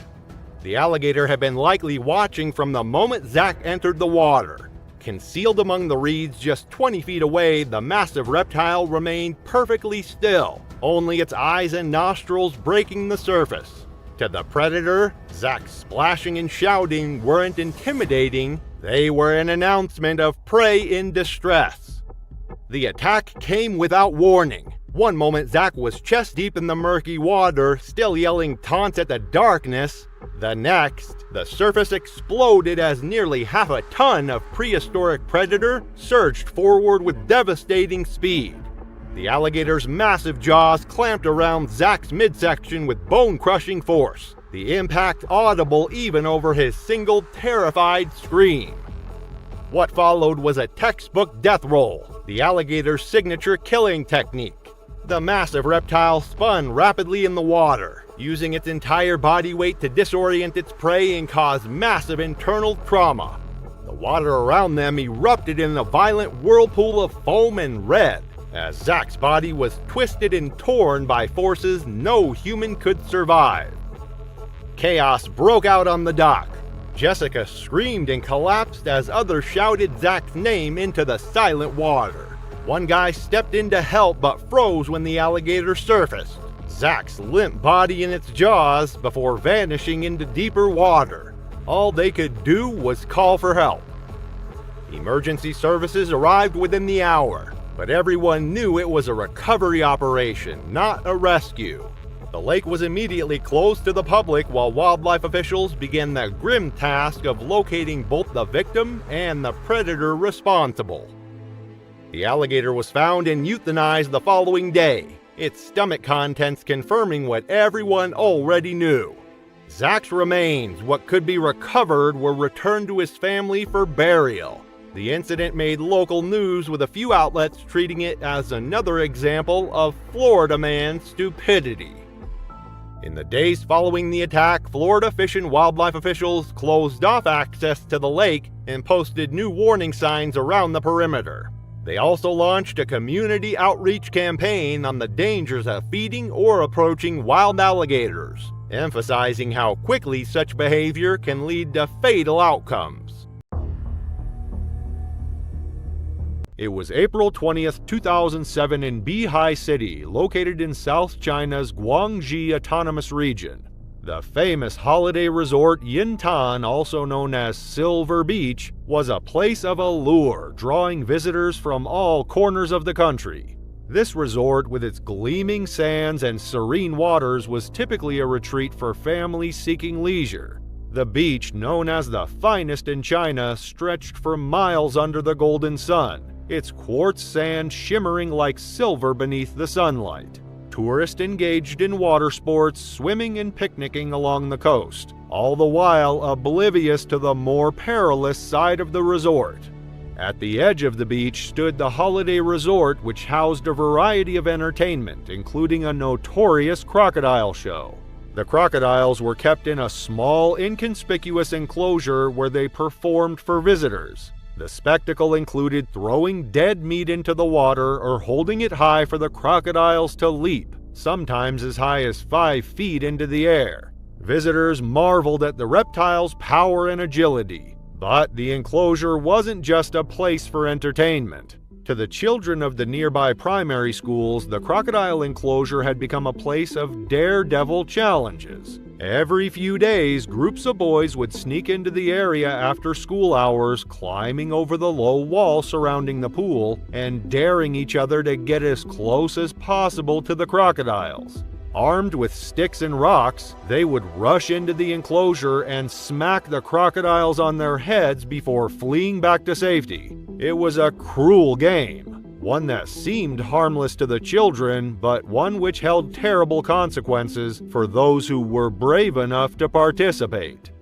That evening at around 6 p.m., a group of 4 9-year-old boys from CNN Primary School, Lu Heyang among them, decided to take part in the infamous Crocodile Challenge. With wooden sticks, slingshots, and a handful of pebbles, the group walked to the resort. The resort was closed for the day and the grounds were eerily quiet. The gates weren't locked, offering an easy entry for the children, who moved swiftly, staying as quiet as possible. The wall surrounding the crocodile pool stood at only a meter in height in some places, and in others it was as low as 55 centimeters or 22 inches tall. It was not designed to keep people out, and it was certainly no match for a determined group of children. There had even been an incident a few years prior when several of the crocodiles managed to escape through a drainage pipe that led to the beach. A panic ensued when sunbathers and swimmers were suddenly confronted by the reptiles. But fortunately, no one was harmed before the crocodiles were recaptured. As Liu and his friends climbed the low wall and dropped into the enclosure, they ignored the large warning signs that were clearly displayed, urging visitors to stay away from the crocodiles. But the thrill of the challenge outweighed any caution for the boys. They dropped into the pool area, and the crocodiles, many of them basking on the sides of the pool, looked up curiously at the newcomers. The children quickly began loading their slingshots with rocks, shooting them at the reptiles. The rocks struck with a thud, and some of the crocodiles hissed and slid into the water to escape. The true test of bravery came next. One of the boys, in an act of defiance, ran up to a crocodile and, with a stick in hand, slammed it down on the creature's head before sprinting away with excitement. The other boys watched eagerly, waiting for their turn. When it was Liu's turn, he took up the stick and walked toward the same crocodile. The animal, having already been provoked, was on edge. As Liu swung the stick down on its head, the crocodile in an instant lunged forward. Its jaw snapped with terrifying precision, and in a flash, Liu was dragged into the water by his shirt. His terrified screams echoed through the empty resort, but they were drowned out by the roar of the water. The other boys rushed to the pool's edge, one of them reaching out to grab Liu's hand, but it was too late. Liu was pulled under the water as the crocodile readjusted its grip and tightened its deadly jaws on his torso. The boys could see Liu's eyes bulging in fear as he momentarily surfaced. He tried to scream, but no sound came out. The terror was evident in his eyes, but there was nothing they could do. The other 10 crocodiles, sensing the commotion and the smell of fresh blood, slid into the water and began to feast on the helpless boy. Liu's friends could only watch in helpless horror as their friend was torn apart by the beasts. A dark cloud of blood swirled in the murky water, the once quiet pool now a scene of carnage. The children, their hearts racing with fear, scrambled to escape. They leapt over the wall, racing for help. Their desperate cries were heard by Liu Zhan, the crocodile keeper. Hired by the park after the previous escape incident, Liu Zhan had the responsibility of managing the crocodiles. However, that evening the pool had been closed for the day, and the keeper was inside cooking a meal. He hadn't noticed the children sneaking into the enclosure. Upon hearing the children's screams, Liu Zhan rushed to the crocodile pool. What he saw was beyond anything he could have imagined. The water was turbulent and the crocodiles were still in the midst of their feeding frenzy. Liu's body was partially submerged in the water, his lifeless form being tugged in different directions by the monstrous reptiles. The sight was harrowing. When the police arrived, they quickly called in special armed units. A group of snipers was dispatched to deal with the crocodiles. Armed with raw pork, the snipers lured the crocodiles out of the water, where they were distracted by the food. As the crocodiles emerged, the snipers took aim at the one believed to have killed Liu. 7 bullets struck the enormous creature, a 2.6 meter, 8.5 foot long, 330-pound predator. The crocodile was dragged out of the pool and transported to a trailer for dissection. Inside its stomach, they found the remains of Liu's body. Though the other crocodiles had participated in the attack, it was this particular reptile that had caused most of the damage. Following the attack, the pool was drained and the remaining crocodiles were removed. The animals were relocated to the Zhangji Endangered Wild Animal Protection Center in Nanning, a facility that had the proper permits and infrastructure to house such dangerous creatures. The 3 children who had witnessed the brutal attack were left in a state of shock. They were unable to fully comprehend what had occurred, their minds struggling to process the horror. They were incoherent when questioned by the police, their eyes filled with terror. At night, they woke screaming from nightmares, their minds trapped in the trauma of the event. A doctor from Bai People's Hospital, Liu Wei, confirmed that the children were receiving psychological treatment, and he urged the school staff to avoid discussing the incident in front of them while they tried to cope with the aftermath. In the courts, the responsibility for Liu's death fell on the park and the crocodile keeper. It was determined that the crocodile enclosure had not been properly secured and that the park had operated without the necessary licenses to keep the animals. The courts awarded Liu's family compensation 220,000 yuan, the equivalent of about $3,600, but no amount of money could bring back their son. What began as a dare, an innocent challenge that had been carried out countless times before by local children, had ended in tragedy. The game, once a source of excitement and thrill, had turned into a nightmare for all involved. And for Liu Haiyang, the crocodile challenge had been his ultimate test.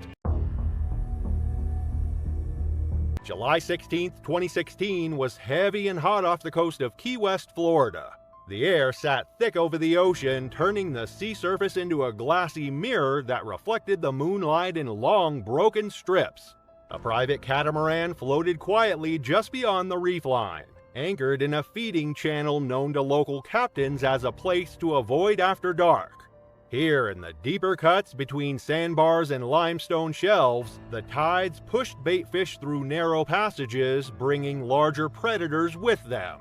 Beneath the calm surface, the current churned with activity. And above, on the deck of a rented party boat, no one was thinking about what swam below. Tyler Grimshaw was 27 and restless, the kind of person who always needed movement. He worked odd jobs around Tampa, construction, seasonal landscaping, sometimes delivery driving, but rarely stayed in one role for long. He liked people, attention, and adventure, especially the kind that involved pushing limits. His friends called him fearless. Others might have called him impulsive. He was athletic, outgoing, and known for taking risks that made everyone nervous but usually ended in laughter. He didn't have a death wish, he just didn't believe anything bad would happen. The boat had been rented to celebrate a friend's birthday with nearly 20 guests on board. As night fell, music played from a small speaker, red plastic cups lined the railing, and the catamaran glowed under deck lights that cut sharp edges across the water. It was meant to be a night of drinking and dancing beneath the stars.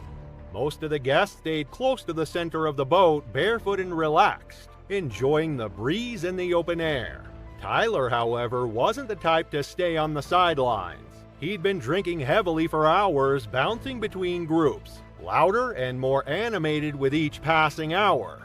The waters around Key West are rich with marine life, but certain deep channels beyond the reef are known danger zones. Transition points between shallow flats and deeper hunting grounds where predators thrive. Few are more suited to these murky, brackish waters than the bull shark, large, territorial, and highly aggressive.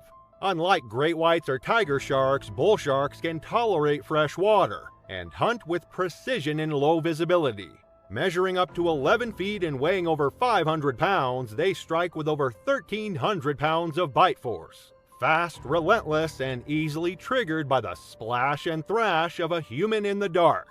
Just before 10 p.m., Tyler climbed up onto the guardrail, arms wide, and dove headfirst into the dark. The music kept playing. A few people laughed, others panicked. The water swallowed him in an instant, and for a few moments he was visible, treading water, backstroking, calling out as he swam just beyond the reach of the deck lights. People shouted for him to come back. Some moved toward the edge of the boat, trying to spot him in the dark. But Tyler kept swimming deeper into the shadows. Then something changed. A sharp splash echoed from the far side of the boat, followed by a single sharp cry. It was short, abrupt, and loud enough to make the music seem suddenly distant. When the spotlight swept the water, Tyler was gone. There was no sign of struggle, no flailing limbs, no second scream. Just a swirl in the water and a torn piece of fabric that floated up seconds later. One of Tyler's friends, sober enough to act, grabbed a phone and called the Coast Guard. On deck, the captain pulled the boat away from the spreading blood as guests shouted Tyler's name into the dark, scanning the waves with flashlights. No one jumped in. The water was too black, too still. For nearly 20 minutes they searched, circling the deck, tossing life rings, sweeping the surface with spotlights. But Tyler was gone. Rescue boats launched from shore with helicopters overhead within the hour. Divers entered before dawn using floodlights and sonar to comb the seabed. The crew gave detailed statements about the timing and location, but by the next afternoon, only a sneaker and a torn strip of shirt had been found. Blood in the water confirmed what officials already suspected. Tyler had likely been taken by a bull shark, drawn to the sound and thrashing in a known feeding corridor. His body was never recovered. The shark was never identified or pursued. Tyler's death stunned his family and friends. A memorial was held in Tampa that weekend, with a collage of photos displayed near a folded t-shirt and an untouched drink from the party that never ended. The service was quiet. Some were angry, most were just bewildered. Tyler had always seemed invincible until he wasn't. The reality was hard to ignore. He made a reckless choice, diving into predator-filled waters at night while drunk, ignoring every warning from the people around him. July 19, 2022 began in silence on the banks of the Brooks River, deep within Katmai National Park, Alaska. Mist clung low to the ground, creeping between the trees and drifting over the cold, fast-moving water. In the soft light of early morning, the landscape felt untouched and ancient. Wooden boardwalks stretched above the brush and marsh, weaving through the forest like narrow bridges between worlds. The air was damp, the stillness broken only by the distant rush of waterfalls and the occasional call of a gull. It was a setting designed for awe and for caution. The bears were already awake. Tyler Brooks had always chased the shot. At 30 years old, he had built a modest following online through bold photography, sweeping drone footage, precarious cliffside poses, and landscape shots taken just beyond the limits of safety tape. His captions read like mini adventure logs, and his followers knew him as a mix of explorer and thrill seeker. He wasn't reckless in the obvious ways, but he walked a fine line between bold and dumb. He liked being the guy who went just a little farther than the signs allowed. That mentality had earned him some stunning photos and more than a few close calls. When he booked a trip to Katmai National Park with his girlfriend, it was the bears that drew him in. This wasn't just another nature destination, it was one of the only places on Earth where you could safely view wild grizzlies at close range, thanks to the park's raised boardwalks and strict no-contact rules. It was raw, real, and visually spectacular, perfect for the kind of story he liked to tell. His girlfriend Maya Reyes had different goals. At 27, she was quieter, more measured, with a background in conservation biology and a deep respect for wildlife. She had dreamed of visiting Katmai since college, and she'd come prepared, reading every rule, packing bear spray, following guidelines to the letter. For her, the trip was about connection and observation, not content. She admired Tyler's passion, but she didn't always share his instincts. In wild places, she believed curiosity had limits for a reason. The difference between them didn't seem like a problem at first, but in Katmai, it only took one moment for it to matter. They had arrived at Brooks Camp the previous afternoon, taken the safety briefing, and walked the boardwalk trail to the viewing platform over the river. The bears were everywhere, lumbering between trees, standing belly deep in the water, swiping salmon from the current. At night, they stayed in a small lodge just beyond the main trail network. Rangers had warned them that bears could appear anywhere at any time, and that stepping off the designated paths was strictly forbidden. Maya took that seriously. Tyler, less so.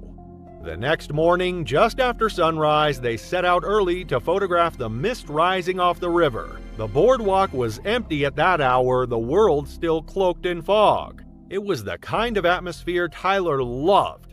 Moody, cinematic, unpredictable. As they reached a bend in the trail near a small clearing, he noticed a cluster of trees where the light was breaking through just enough to cast a soft golden hue on the water. The angle was nearly perfect, but part of the scene was obscured by brush. From where they stood, the composition wasn't quite right. Tyler stepped toward the railing and peered through his lens. Maya stood nearby, already uneasy. There were posted warning signs every few yards. Do not leave the boardwalk. Bear activity is frequent and unpredictable. Violators may be fined or removed from the park. She reminded him quietly, but Tyler brushed her off. He said he'd just take one step into the grass to get a better shot and come right back. Before she could say more, he slipped under the railing and into the underbrush, camera in hand. He moved slowly, crouched low, eyes on the shot. His boots crunched softly over damp leaves as he pushed through ferns and low branches, focused entirely on the frame in front of him. The clearing opened slightly, revealing a mirror-still path of water surrounded by trees. It was beautiful, untouched, exactly the kind of moment he lived for. But what Tyler didn't realize was that he was not alone. Brown bears, also known as coastal grizzlies, are among the largest land predators in North America. In Katmai, they thrive in part because of the protected status of the park and the steady supply of salmon from nearby Brooks Falls. During peak season, dozens of bears congregate in the same region, sometimes within view of each other. Males can weigh over 1,200 pounds and reach 10 feet tall standing upright. They're built for power and endurance, capable of sprinting at 35 miles per hour and delivering a bite force strong enough to crush bones. Their senses of smell and hearing are extraordinary, and they are particularly dangerous when startled or defending territory.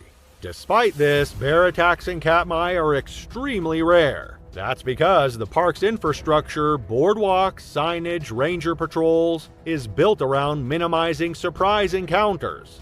But the system only works when people follow the rules, and Tyler had just stepped out of bounds. As he adjusted his camera and lowered into a crouch, a sound cut through the quiet, sharp and immediate, a branch snapping, low and close. Tyler froze. Maya, watching from the boardwalk, held her breath, her body suddenly rigid. The fog muffled everything except the thudding in her chest. From behind a dense wall of alderbrush to his left, a massive brown bear stepped into view. It had likely been resting just beyond sight, its presence masked by the thick vegetation and morning haze. Its fur was dark with dampness, its eyes fixed and alert, nostrils flaring as it processed Tyler's scent. For a long second, neither moved. Then the bear's ears flattened, its body tensed, and then it charged. The speed was unreal. Maya barely had time to scream his name. Tyler turned and tried to run, scrambling backward, but the brush slowed him. The bear barreled forward like a freight train, silent except for the sound of breaking branches. In seconds, it was on him.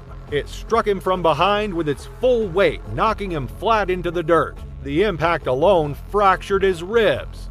Before he could cry out, the bear's jaws clamped down on his upper back and shoulder, crunching through bone with horrifying ease. He screamed then, sharp, ragged, but it was brief. The bear shook him violently, lifting him off the ground like a rag doll before slamming him back down. Tyler tried to crawl, dragging himself forward by his elbows, but the bear raked its claws across his spine and thighs, shredding fabric and flesh in the same motion. One claw tore through his side, exposing muscle. Blood sprayed across the ferns. His legs kicked once, then spasmed. Maya's screams echoed across the boardwalk. She waved her arms, desperate to do something, anything, but knew that stepping into the brush would only lead to two bodies on the ground. She shouted again. The bear didn't flinch. It repositioned, gripping Tyler's torso with its front legs while biting into the side of his neck. The sound was wet, final. The bear then grabbed his head in its jaws and gave a single powerful shake. The motion snapped the upper vertebrae and crushed part of the skull. And then, as quickly as it had come, the bear released him. It stood over the body for a moment, huffing, its breath visible in the cold morning air. Then it turned and disappeared back into the trees, vanishing into the same brush it had come from, silent once again. Tyler's body lay crumpled in the undergrowth, motionless. His camera lay several feet away, cracked and stained, its lens shattered. Rangers arrived roughly 10 minutes later, alerted by another hiker who had heard Maya's screams from farther down the trail. Maya was in shock, unable to speak, her hands still trembling as they led her away. Emergency responders reached Tyler, but there was no chance of revival. He had suffered catastrophic injuries. Multiple skull fractures, a crushed cervical spine, deep puncture wounds to the chest and back, and massive internal bleeding. The attack had lasted less than 60 seconds, but by the time help arrived, he was already gone. Authorities temporarily closed access to that section of the park and posted updated warnings, though no changes were made to the existing infrastructure. The bear was not located and no attempt was made to track it. In the eyes of the park, the bear had behaved naturally in a protected space. Tyler had not. Maya returned home alone. She declined interviews, requested Tyler's social accounts be memorialized, and released no public statement. The final photos on his memory card were recovered by park staff. The last image, blurred by movement, showed the edge of the clearing, lit by a shaft of early sun. There were no lawsuits, no public outcry, just a quiet acknowledgement that sometimes the dumbest choices are the ones that seem small in the moment. One step, one photo, one decision to ignore a rule meant to keep you alive. And in the wilderness, that's all it takes. It was October 25th, 2017, when the autumn air carried the scent of pine and wood smoke across Marlene Brickshaw's property just outside Flagstaff, Arizona. The 58-year-old retired librarian stood at her kitchen window watching two massive black bears lumber around the chain-link enclosure she had built with her own hands 3 years earlier. What began as a rescue mission for two orphan cubs had turned into something far more dangerous than Marlene ever expected. Marlene was the kind of woman who collected stray cats, fed wild deer from her back porch, and believed deeply that animals could sense the purity of human intentions. Her neighbors knew her as the eccentric lady who lived in what she called Little Ark, a wooded property cluttered with bird feeders, rescue dog kennels, and now a makeshift bear habitat that had become the talk of the county. Her clothes perpetually bore the stains of whatever animal she was currently nursing back to health. 3 years earlier, wildfires in northern Arizona left two black bear cubs orphaned. Marlene, following the rescue efforts, applied for a wildlife permit and convinced authorities to let her take them in, claiming she had rehab experience in proper facilities. Her so-called proper facilities were a 40 by 60 foot chain-link pen she built behind her house, roofless with no backup barriers or safety protocols. A single gate opened straight into the enclosure, offering no secure way to feed or separate the bears. It wasn't just unsafe, it was flat out stupid. The kind of setup no trained professional would ever go near without sounding the alarm. For 3 years, Marlene hand-fed the bears daily, referring to them affectionately as her boys, Bruno and Baxter. She would enter their enclosure with buckets of food, talking to them in the same gentle voice she had once used to calm nervous library patrons. Local reporters occasionally featured her story as a heartwarming example of human-animal bonding, and Marlene basked in the attention, unaware of her recklessness. What Marlene interpreted as trust was actually learned behavior.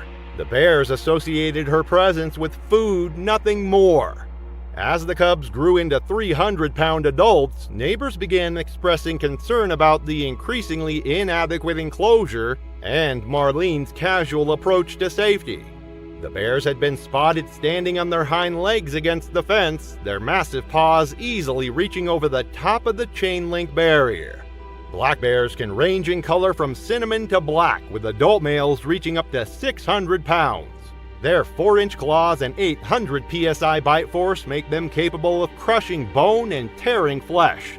Though omnivorous and often unpredictable, even hand-raised bears retain wild instincts and can turn violent without warning.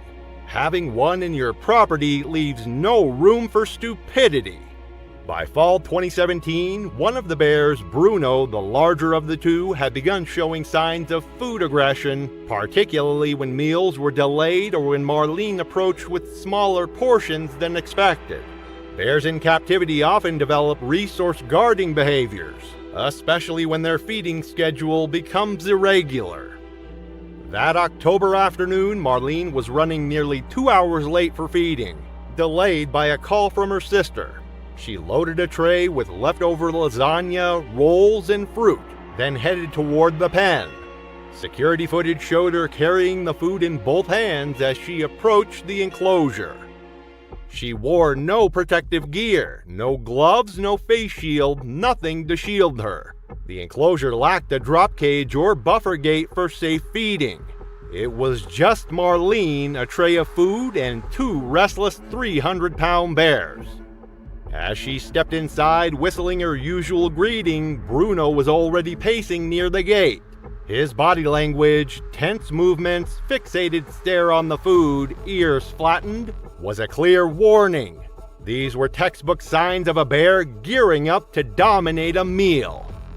She barely had time to register any of it before Bruno lunged. He struck her in the chest with a force that lifted her off her feet, sending her crashing onto the hard-packed earth. The tray clattered from her hands. lasagna and fruit scattering across the dirt as her screams filled the cage. What followed was brutal and efficient. Bruno's powerful jaws clamped down on Marlene's face and neck, his teeth designed for crushing bone and tearing flesh. As she struggled weakly beneath his massive weight, he began dragging her toward a shaded corner of the enclosure, a behavior that wildlife experts recognize as a bear's instinct to protect and consume its kill away from potential competitors. Her screams carried across the wooded property to her nearest neighbor, Jim Kowalski, who was working in his garage nearly 200 yards away. He immediately called 911, but the remote location meant that emergency responders faced a lengthy drive on winding mountain roads. By the time sheriff's deputies and wildlife officials arrived 2 hours later, Marlene was beyond help. Bruno stood over her partially consumed remains, blood matting his dark fur, while Baxter cowered in the far corner of the enclosure. The scene was so horrific that several first responders required counseling afterward. Bruno was euthanized on site, while Baxter was tranquilized and eventually transferred to a legitimate wildlife sanctuary in Colorado, where he would live out his days behind proper barriers with trained professionals. The investigation revealed numerous safety violations and highlighted the dangers of amateur wildlife rehabilitation. Arizona Game and Fish Department spokesman Mark Hart summed up the tragedy succinctly that love is not a safety protocol. Wild animals, regardless of how they're raised, retain their predatory instincts and unpredictable nature. June 15, 2023 at the San Diego Zoo was like any other summer evening. The sprawling 100-acre facility had closed its gates at 8 p.m., leaving only essential staff to monitor the grounds. The lion enclosure, situated in the heart of the African Savannah exhibit, housed 6 magnificent African lions behind its 16-foot concrete walls and inward curving fencing. The pride's dominant male, Zulu, had been the zoo's star attraction since his arrival 5 years prior. African lions are apex predators known for their immense strength, speed, and lethal precision. In the wild, they hunt in coordinated packs, taking down prey much larger than themselves. Despite their majestic appearance, they're responsible for hundreds of human fatalities annually in certain regions of Africa. Even in captivity, their primal instincts remain intact, making any interaction with them inherently dangerous. The barriers at zoos are not merely for observation, they're a necessary divide between life and death. Marcus and his friends, however, failed to grasp this reality. As the zoo settled into silence, Zulu and his pride dozed atop their elevated rocks, their ears twitching at the occasional rustling from nocturnal animals nearby. But that night, unfamiliar voices and stumbling footsteps would stir something deeper. The primal instincts of an apex predator. Marcus Thompson wasn't your typical troublemaker, he was a dreamer, a young man with an insatiable curiosity for the ocean and its mysteries.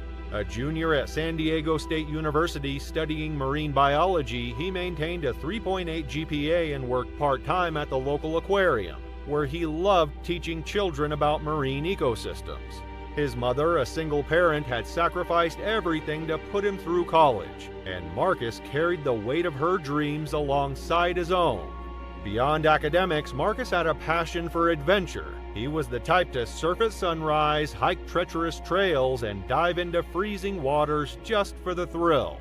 His friends admired his fearless nature, but they also knew it sometimes led him into trouble. Professors described him as bright and promising, though sometimes prone to peer pressure, a fatal flaw that would cost him his life. On the night of June 15th, Marcus and his friends gathered outside, savoring the warm summer air with drinks in hand. It was nothing out of the ordinary, just another carefree night like many before. The group consisted of Marcus, Jake, Tyler, Chris, and David, close friends, all around the same age. Though Marcus was the youngest at 23, he never let that stop him from keeping up. At first, the night was lighthearted, just laughter, casual conversation, and the comforting familiarity of longtime friends. But as the alcohol flowed, so did their boldness. What started as harmless fun soon escalated into reckless dares, each challenge pushing them further past the limits of common sense. The group egged each other on, daring one another to attempt feats they'd never consider sober, sprinting across empty intersections, scaling rooftops, and balancing on ledges, each stunt riskier than the last. The thrill of danger coursed through them, drowning out any hesitation. The line between excitement and recklessness blurred, and none of them realized just how close they were to crossing it. Marcus, always eager to prove himself, embraced the chaos. To him, pushing limits wasn't just exciting, it was what made life worth living. Fueled by adrenaline and the need to impress, he took every challenge head-on, feeding off the group's wild energy. Security cameras captured them approaching the zoo's perimeter fence late that night, their phone lights bobbing erratically in the darkness. Marcus, his judgment clouded by countless shots of tequila, had thrown out the idea of sneaking into the lion enclosure to take wild photos. It was a ridiculous, idiotic suggestion, the kind that should have been dismissed outright. But in their drunken state, the absurdity of it only made it more appealing. It wasn't about logic anymore, it was about proving who had the guts to do something truly outrageous. It started as a reckless thought, but the mix of alcohol and peer encouragement quickly turned it into a dangerous reality. His friends would later recall trying to talk him out of it, but their own intoxication prevented them from being more forceful. A maintenance gate, improperly secured during an evening shift change, provided their entry point. While security responded to a routine motion sensor alert near the elephant enclosure, the intoxicated students made their way through the darkened pathways, their loud whispers echoing through the empty grounds. When they reached the lion exhibit, the pride lay sprawled across their elevated rocks, basking in the dim zoo lighting. Nearby, a maintenance golf cart had been carelessly left behind, an oversight, a clear violation of zoo protocol. But to Marcus, it was an opportunity. Despite some of his friends' protest, likely the ones still sober enough to recognize the insanity of it, he climbed onto the cart, using it to hoist himself up onto the enclosure wall. Jake, one of his friends, tried to stop him, calling the idea reckless and beyond stupid, but Marcus only laughed, waving him off. Chris, on the other hand, egged him on, shoving him playfully and calling him a coward if he didn't go through with it. Fueled by alcohol and the intoxicating thrill of the moment, Marcus felt unstoppable. The danger didn't register, only the adrenaline rush, the chance to do something outrageous, something that would make people talk for years. He wasn't thinking about consequences, he was thinking about glory. After a few minutes, Marcus lost his balance. The alcohol dulled his reflexes, clouding his judgment and making his footing unstable. As he teetered on the narrow ledge of the enclosure's outer barrier, his arms flailed, but there was nothing to grab onto. The world seemed to tilt, and before he could steady himself, his foot slipped. He stumbled forward, crashing over the edge and plummeting into the enclosure below. The impact drove the air from his lungs, his pained gasps echoing in the night air. He had landed in the worst possible place, face first into fresh lion dung. The acrid smell filling his nose, adding humiliation to what would soon become a fatal mistake. Above him, his friends stood frozen in shock. But Marcus wasn't alone for long. The lions had noticed. Zulu's reaction wasn't immediate. The lion rose slowly, his ears pricked forward, golden eyes unblinking. Then Marcus stumbled, cursing loudly and waving his arms in frustration. The attack was explosive and devastating. Zulu's massive paw crashed into Marcus's back, claws raking through fabric and skin. Before Marcus could process what was happening, the lion's powerful jaws clamped around his shoulder, crushing muscle and bone with terrifying ease. With lethal precision, Zulu adjusted his grip to Marcus's throat, severing arteries in an instant. Jake and Tyler fled in horror, while Chris stood frozen at the viewing area. David managed to call 911, his trembling voice barely coherent as he reported the emergency. Zoo security arrived within minutes armed with tranquilizer guns and high-powered rifles, but it was already too late. The rescue attempt was both desperate and futile. Security personnel fired multiple tranquilizer darts at Zulu, but the adrenaline-fueled lion remained focused on its prey. By the time the tranquilizers took effect, Marcus had been dead for several minutes. It took a team of 8 people to retrieve his body from the enclosure. The aftermath sent shockwaves through the community. News of the tragedy spread quickly, dominating local and national headlines. Public outrage erupted, with heated debates over whether the zoo had failed in its duty to secure the facility or if Marcus and his friends bore sole responsibility. Social media buzzed with conflicting opinions. Some called it a senseless tragedy, while others labeled it as an example of reckless thrill-seeking gone horribly wrong. The San Diego Zoo held a press conference where officials expressed deep regret over the incident while defending their safety protocols. However, scrutiny mounted as investigations uncovered security lapses. Animal rights organizations also weighed in, some arguing that captivity itself was to blame for such encounters, while others focused on the dangers of human interference. The psychological impact on Marcus's friends proved devastating. None of them could erase the image of Marcus's final moments, the primal brutality of the attack, and the sickening realization that there was nothing they could do to stop it. The fraternity faced a year-long suspension, though an investigation found no evidence that they had orchestrated the zoo break-in.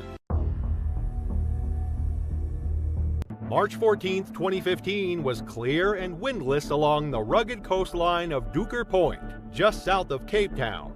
The Atlantic shimmered with deceptive calm, lapping gently against the base of towering cliffs that had become a magnet for thrill-seekers.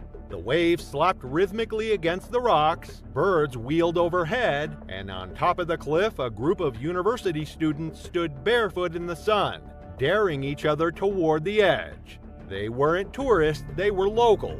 They knew the coast, knew the rumors, and knew that below them the water churned with currents colder and deeper than it looked. But that afternoon they didn't care. The plan was simple: cliff diving. No wetsuits, no gear, just a quick plunge into the open ocean and a scramble back onto the rocks. Among them was 22-year-old Jordan Macefield, tall, athletic, and the kind of extrovert people naturally followed. Jordan had always leaned into risk. He was the one who suggested Duker Point in the first place. The area had a reputation known for its dramatic rock faces and deep entry points. It offered one of the few spots where you could jump from over 30 feet into the ocean without hitting reef or sand. But it also carried another much darker reputation.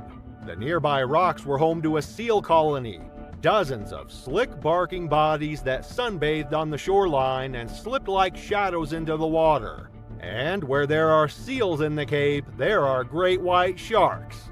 The group knew this. Signs had been posted a year earlier after multiple shark sightings, warning against swimming or diving in the area.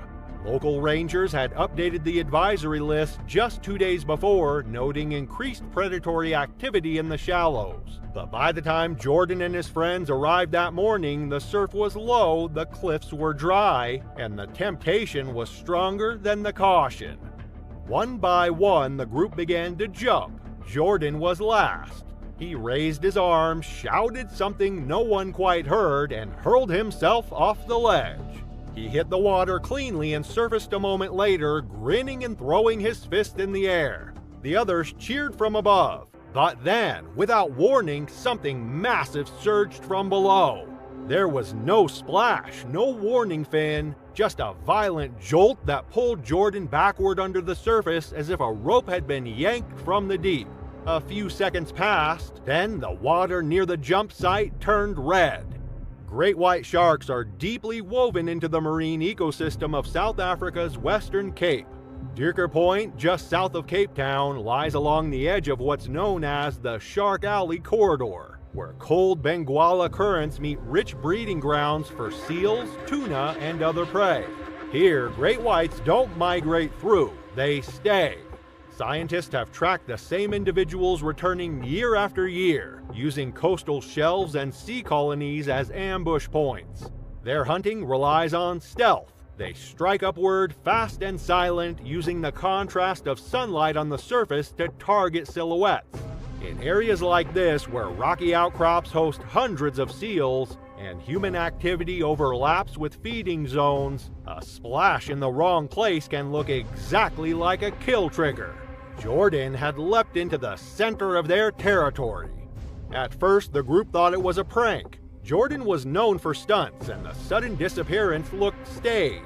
But when he didn't resurface and when a second cloud of blood appeared, darker and wider than the first, the mood shifted. Screaming erupted. One of the students tried to climb down the cliff toward the shoreline while another ran for cell reception. A third called emergency services as the rest stared helplessly at the calm surface where their friend had vanished just seconds earlier. Rescue teams arrived within the hour. The National Sea Rescue Institute launched a search using boats, divers, and a helicopter equipped with thermal imaging. They scanned the coastline for hours. No body was ever found. A single torn swim fin was recovered near the edge of the seal rocks, but beyond that, there was nothing. Officials confirmed that shark activity had been recorded in the area days earlier and reiterated that Durker Point had never been a sanctioned diving location. A temporary restriction was issued, and signs were reposted with more prominent warnings. Jordan's University held a memorial later that week. Flowers, stories, and a worn photo of him mid-jump on a hiking trip, suspended in the air with his arms wide open. Friends remembered him as fearless, impulsive, and always chasing the next thrill. But even those closest to him admitted he pushed too far. He saw the warnings and jumped anyway. It was March 17, 2018, and the Gulf Coast waters were calm as Craig Millen stepped ankle-deep into the surf before sunrise. The 52-year-old commercial fisherman from Galveston had been walking these beaches since childhood, his weathered hands and sun-damaged skin telling the story of decades spent battling wind, salt, and tide. But Craig's latest obsession would prove to be his undoing. Craig was known among his fishing circle for his eccentric habits and deep distrust of anything manufactured or store-bought. Craig's garage was packed with driftwood lures, rope-braided lines, and jars of his homemade sunscreen, a mix of cod liver oil, crushed anchovies, and street herbs. He slathered it on daily, ignoring friends' complaints that he smelled like a rotting bait bucket. Even among seasoned anglers, his methods pushed well beyond common sense. Craig's homemade sunscreen wasn't just ineffective, it was essentially a dinner bell for every predator within miles. The cod liver oil and crushed anchovies created a scent trail that would carry on the current like a highway leading directly to him. But Craig dismissed such concerns with the confidence of someone who had never been proven wrong by nature's harsh lessons. He insisted that sharks were drawn to motion, not scent, and often waved off the shark incident reports posted near the Galveston Pier. According to Craig, the idea that blood attracts sharks was just Hollywood nonsense. In his view, staying calm and avoiding splashing was all it took to stay safe. That March morning, Craig skipped his usual waders, saying they were too hot for the warm weather. Wearing only swim trunks and his worn fishing vest, he coated himself in his homemade sunscreen, the oily mix glistening as he waded into the murky water. It was the kind of setup that ignored every basic rule of safe shoreline fishing. His friend Danny, standing on the shore a few yards away, watched with mild amusement. A recent storm had left the Gulf murky with near zero visibility.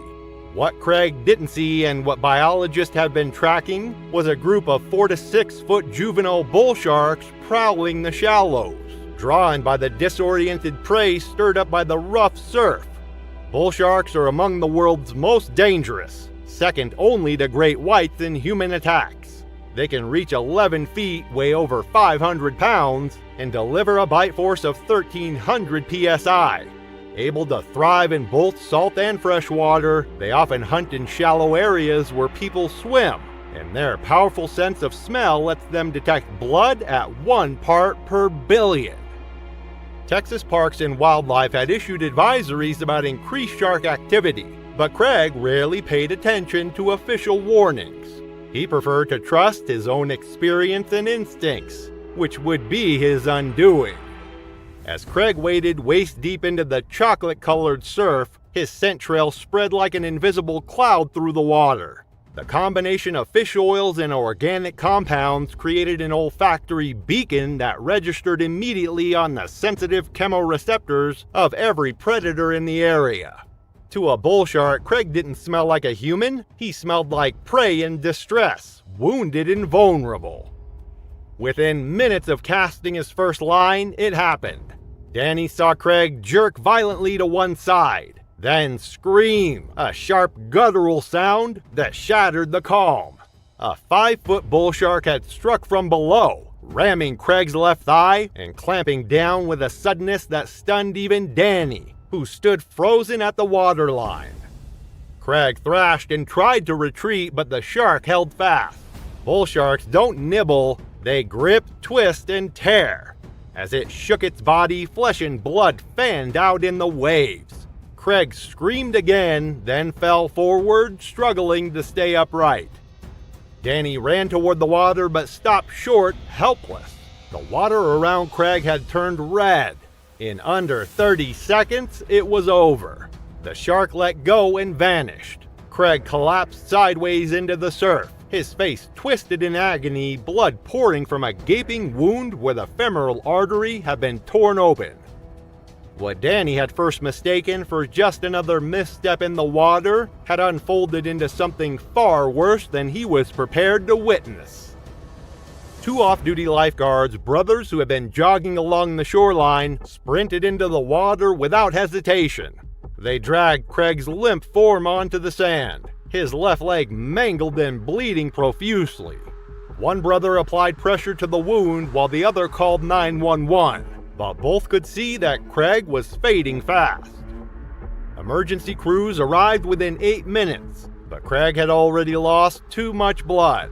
Paramedics fought to stabilize him en route, but his pulse faded steadily.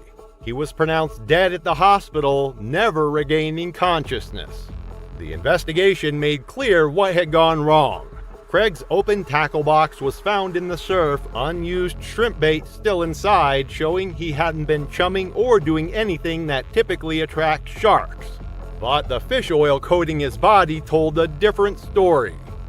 Texas Parks and Wildlife issued a new advisory warning anglers not to use animal-based oils or fish-scented products while wading in coastal waters, especially during low-visibility conditions when sharks rely most on scent. For Craig's fishing circle, the message was painfully clear. At his memorial overlooking the same stretch of shoreline, his friend Danny summed it up. Craig always said instincts beat book smarts. Turns out, facts beat both.